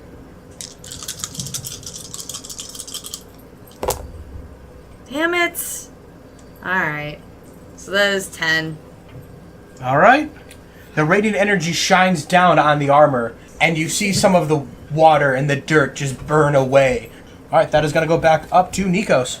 All right, I am going to, because I am right next to this guy, bonus action fade step over. I can move 30 feet, and then I'm going to ready it. You said you were going to knock the pillar down, right? I'm going to try to. All right, so I am going to dismiss my current illusion and make the illusion of a thundering female voice saying, "Golem, stop!" I don't know if that's going to work. Okay. Probably not. I just wanted to try. It's Anything else on your turn? No, wait. Nikos is in a version of Summer. He's going to ready in action. No, he's straight up going to try and Eldritch Blast this thing. Roll an attack. Yeah. You have advantage on it because of Guiding Bolt. Mm-hmm. Yep. Brash Nico. Mm-hmm. Summer Nico. He's taking on the world one iron golem at a time. Glad I have advantage. There we go. 19 plus 3, 22. 22 will hit. All right. 1d10 force plus 3 charisma. So 6 total force damage. All right. The Eldritch Blast blares against its armor, and it just raises its arms to just weather it, and it just begins to slowly move forward. That is going to go to Tribute. How? So the trident's like in the chest. Is it visibly attached, or is it just like floating there? It seems to almost be floating in the chest cavity. Like there's no armor over it, but it's about 10 feet in the air. You see electricity is kind of animating everything from it, so you think it probably won't just fall out. But it's too high to be reached right now. Is the thing. Right. You can't just reach up and grab it, not at this height. Okay. Then I am going to grasp at my holy symbol and cast command saying kneel. That's a wisdom save for it. Yes. It's 12. Natural 20. God damn it. I will mark you down. Oh, listen. Does it get to add bonuses too with the Yes. important? On its rolls, yes. Lestelle can try and use the 10. Okay. Fails. Really? Yep. Incredible. So the iron golem kneels down. I can't tell from this angle. Is he in He's front kind of the- in the middle. He's not Okay. near any of the pillars right now. With that action, Thundra's... Let's see, where's she in initiative? I don't think we've come up to her yet. No. Thundra is going to charge forward and try and grab onto the trident in its chest and pull it out. As it kneels down, in energy that you didn't think was left in her, she charges forward and she grabs onto it. You see electricity is beginning to spark the area around her, and it almost looks like she's being repelled by it. As she reaches in to grab it, you see that she is thrown back, back on her heels 5 feet away. It doesn't look like she was strong enough to reach in. However, on its turn, it is going to use half of its movement to stand, and it is going to try and reach down and grab Thundra. A fucking another natural 20. Wow. But Thundra will try to oppose. Not enough. So he is going to grab her, and he's going important. Hmm. Oh no, it doesn't work. It's already been determined. All right. and is going to hurl her into this pillar. Plus, I think it's a reaction. Oh no. Her frail body slams against the pillar, and you hear some of that ice begin to break in her stomach. And he is going to move a little bit closer towards Nikos, Alright. and is going to try and grab you. Alright, again, acrobatics. 20. Natural? Soft. Oh. 21. Oh! Goodness. He's going to reach down, and Nikos is going to try the maneuver again, but the two arms turn quickly and just grab him by shoulders and by legs. He is going to turn almost a full 360 rotation from his hip, and he's going to throw Nikos across. Nikos, you will take 11 points of damage. Oh, man. Is that curtains for you? Almost. No. He's got 13. Yep. Ooh. All right. With that, Kaz, sweet precious baby, move him one more square. Exactly. Bardic Inspiration to Breeze. Okay. Anything else with his action? Bards out here inspiring each other. Is Bane 60 feet or 120? I can never remember. That I do not know. It's 30. Damn it. Okay. He'll try that. And Okay. it's a charisma saving throw. Nope, not even close. Almost a negative. Okay, so So essentially, whenever he rolls to attack or hit, you roll a d4, yeah. and it drops from his total. Uh, All right, that is going to go down to Lestelle. You still have. He saw his witch bolt up if he wants to continue with it. Wait, no, it's Because I impelling can't him. tell if the thunder is good for us or not, because like the lightning is animating it, right? Kind of. It came to life when the lightning from the trident began to fill it. Okay. Then I think no, he's gonna drop the witch bolt. I love witch. Okay. I was really hoping that would be effective, but apparently that is not to be. I guess he's as good there as he's gonna be anywhere. Okay. We'll try a chill touch just for the heck of it. All right. Go ahead, roll to hit. Adela, you're next on deck. Oh, he definitely misses. He misses. The skeletal hand reaches forward and just crashes against the armor. So what you have now is he is underneath one of these walkways. All you have to do now is drop a pillar. You can pull. Wait at that one though. That's the choice. Someone can move Thundra. I can move 15 feet away from the pillar and do Thunder with it, and that should hit it. And that should be far enough away where it won't fall on us. He's like on top of the old pillar though. I don't think he'd be hit by the new pillar either. No. You said if we knock this pillar down right here, the walkway will fall on the rock Yeah. on top. Oh, I see. So I just need to get the person away, people away, so they don't get crushed. Can I use my shape water to kind of create something to push her back? It's not strong enough. Enough to change current, enough to kind of interact with an object, but that is a large person. See, I don't have enough movement to go and push her. I have enough movement to get to her, but not to push her without me being in the way too. I need something. All right, that goes down to Thundra, who is going to turn to the pillar beside her, and she is going to make 2 attacks. A natural 20, which is going to deal this. She is going to reach behind her and slam one fist into the pillar, and then just slam the next, which is going to collapse this pillar, which is going to fall onto him. So that is going to be her and him. They're going to make dex saving throws to try to dive out from underneath it. Go ahead and roll the golem down for a critical fail. Whoop whoop. And Thundra for a natural 20. I have 2 20s and a 1. Thundra, inspired by the coming fight, is able to dive out from underneath. The rubble falls and slams onto the golem. You see that all of this has fallen on his arms and his legs and his head, but you see there, almost floating around the trident, are these rocks. The trident is viable. You can get to it still, but he is severely prone. That is going to end her turn. That is going to go down to Breeze. This walkway, you look above you, this shit could collapse on you at any second. Yeah, I'm not gonna stay under it. Yeah, I'm gonna run up on top of the golem, and I'm going to try to pull the trident out.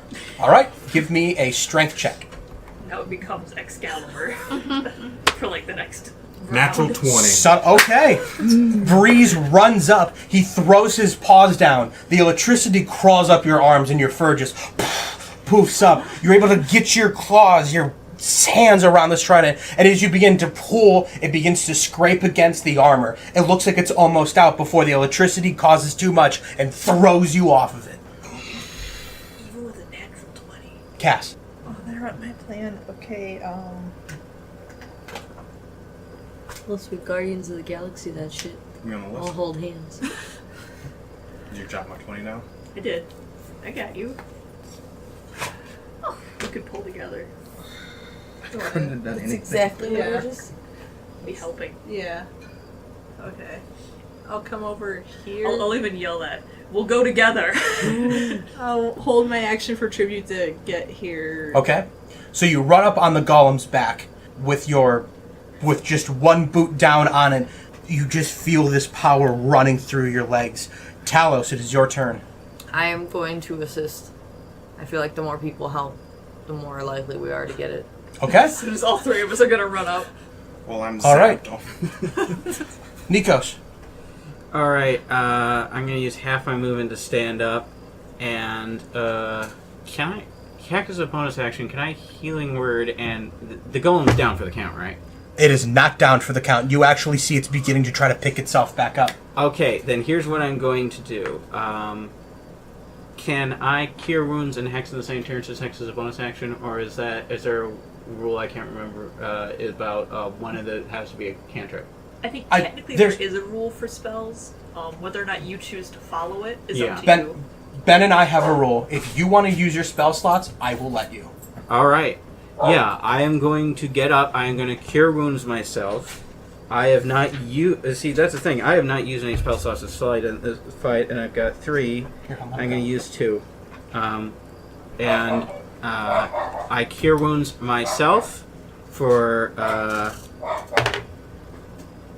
the exact amount of health I lost. Nice. Yes.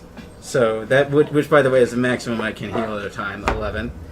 So I'm back to full health, and then with my bonus action, I hex the golem for strength checks. Excellent call. Excellent call.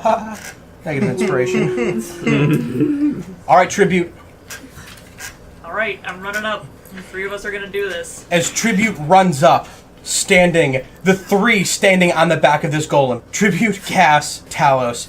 The 3 of you look to one another. Who grabs it? Do all three of you reach down? Mm-hmm. Yeah, I was gonna say all three of us.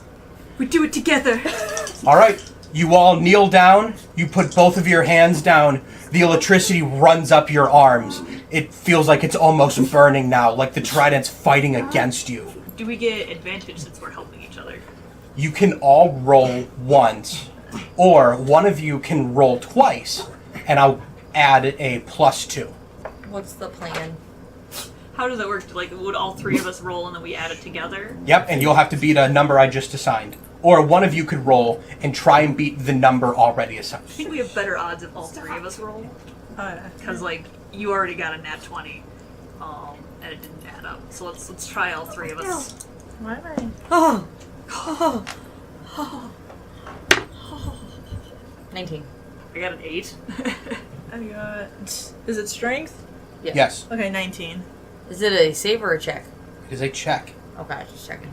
Ha. 19, 19, and 8. You did literally half the work we did. And I have no strength, so that was just pure roll.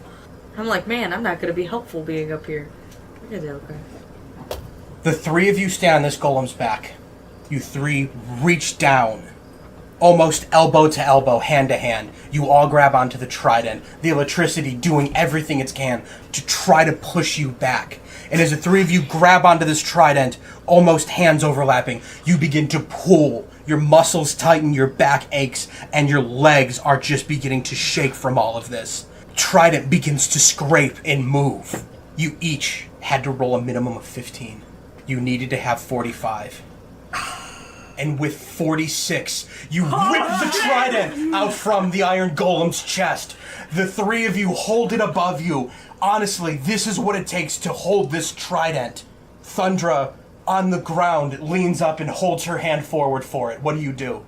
Chuck, that trident! You throw the trident. She quickly stands up and grabs onto it. It nearly falls to the ground, but she pulls the strength out from within her. She holds it up and she says, Adela! And lightning strikes down to her, and you see her skin begin to glow. The veins in her body turn a bright blue. Her whole muscular system begins to swell. And Thundra, in her full might, Whoa! joins the fight.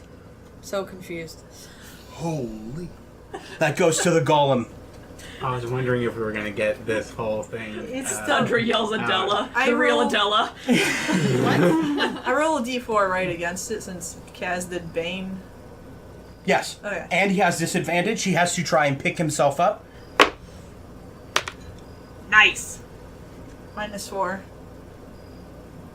So with a -3, getting down for another critical fail, I've been having a lot of those tonight. the golem is unable to, between your weight and the weight of the boulders, he is unable to pick himself up, though he is going to, with his forearms, the elbows will bend and crack the other way, and one is going to try and reach and grab Cass. That is going to be 16. Does he have disadvantage because he's prone, or does that not matter? You're on his back. He can... I guess. Yeah. Oh, but you're grabbing Is it still a behind strength you. check? No, this is an attack. It's not like he can. Oh, this aim. is a strength check. You're right. This is a strength check, so that's disadvantage. Chalk me up for another one. That dice is done.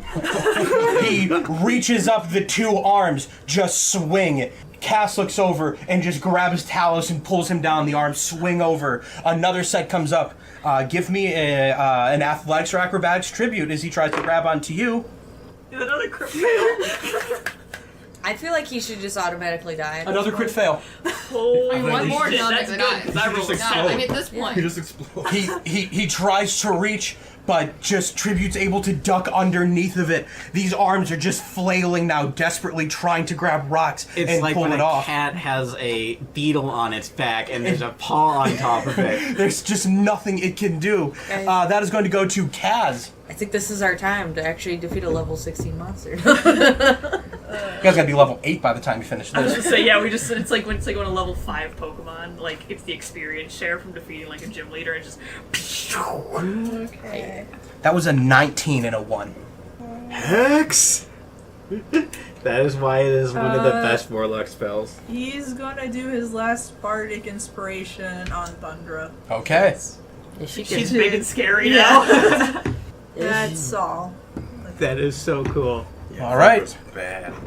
That goes is to so meta. Lestel. Man, what can Lestel even do here? Like, Witch bolt. No, wait, no. yeah, let's not do witch bolt. It might not work now that the trident's out of it. It might not absorb the electricity anymore. No. But it's But still I think he was construct. probably using like the trident like as a power source. So like I don't want to provide more artificial power. And the only other attacking spell he has is Burning Hands, which I don't want to scorch everybody. I guess he's just gonna chill. Adela. I'm gonna ask. I mean, we have to try. Can we just leave now? We've gotten what we came for in here. I'm fairly certain Thundra wants her rematch. I mean, Thunder With can have Umberly, her not- rematch. not We don't with have to Totem. have it. We did do our job. Yeah. We came to get the trident back. She is the one that said we didn't have to kill him. I kind of want to watch her kill him That's your prerogative, dude. from a safe distance. I don't think we're here to kill him. I We're just agree. here to get the trident back. We don't really need to fight this thing anymore. Well, if we leave and Thunder doesn't go back to her parents, then All right, look, check this out. It's Thundra's turn. Thundra's body finishes glowing. You see that she is now almost what could be reasonably a facsimile, a replica of what Adela looks like. If Adela had an older sister, it might be Thundra. Thundra finishes reaching her massive form. Her head almost reaches the top of this manor. With the trident in the air, still crackling with lightning, she takes it in two hands and she holds it above her head and she yells, "Umberly, you will know me!" And she slams the trident into the ground. Electricity sparks throughout the entire manor and the ground breaks into small pieces and suddenly everyone begins to fall. Oh shit! Why didn't we leave? We didn't have any turns. yeah, we really couldn't have any way. As you're falling, you see the iron golem just disappears into darkness. But rocks come under your feet and begin to hold you up. Underneath her, a large chunk, she, with her trident in the air, directs you all.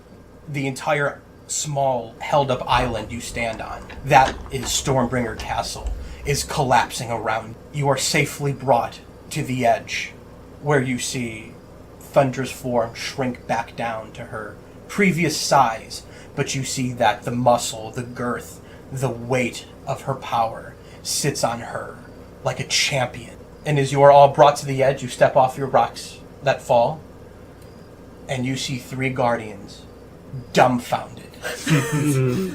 She slams the trident down and looks triumphant. Everyone roll an insight. If you're over 12, say you have 12 or over. I do. No. I have 12, over 12. Breeze? Aww. Nikos? No? I got 14. Breeze.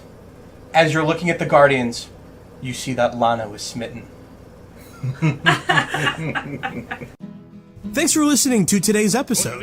If you have any questions or want to talk about your favorite part of the campaign so far, you can find us on Twitter at Quips and Crits or at Quips and Crits on Facebook. And make sure you rate and subscribe on whatever platform you're listening to. But check out our Tumblr or Reddit for character profiles, maps, essays, and just a bunch of other shit from the... Ooh, I swore. And a bunch of other stuff from the cast. Today's music is brought to you by Leon Lischner and friends, and Dennis Murphy's Polka. Links in description. Long white robe, down by the riverside, down by the riverside, down by the riverside.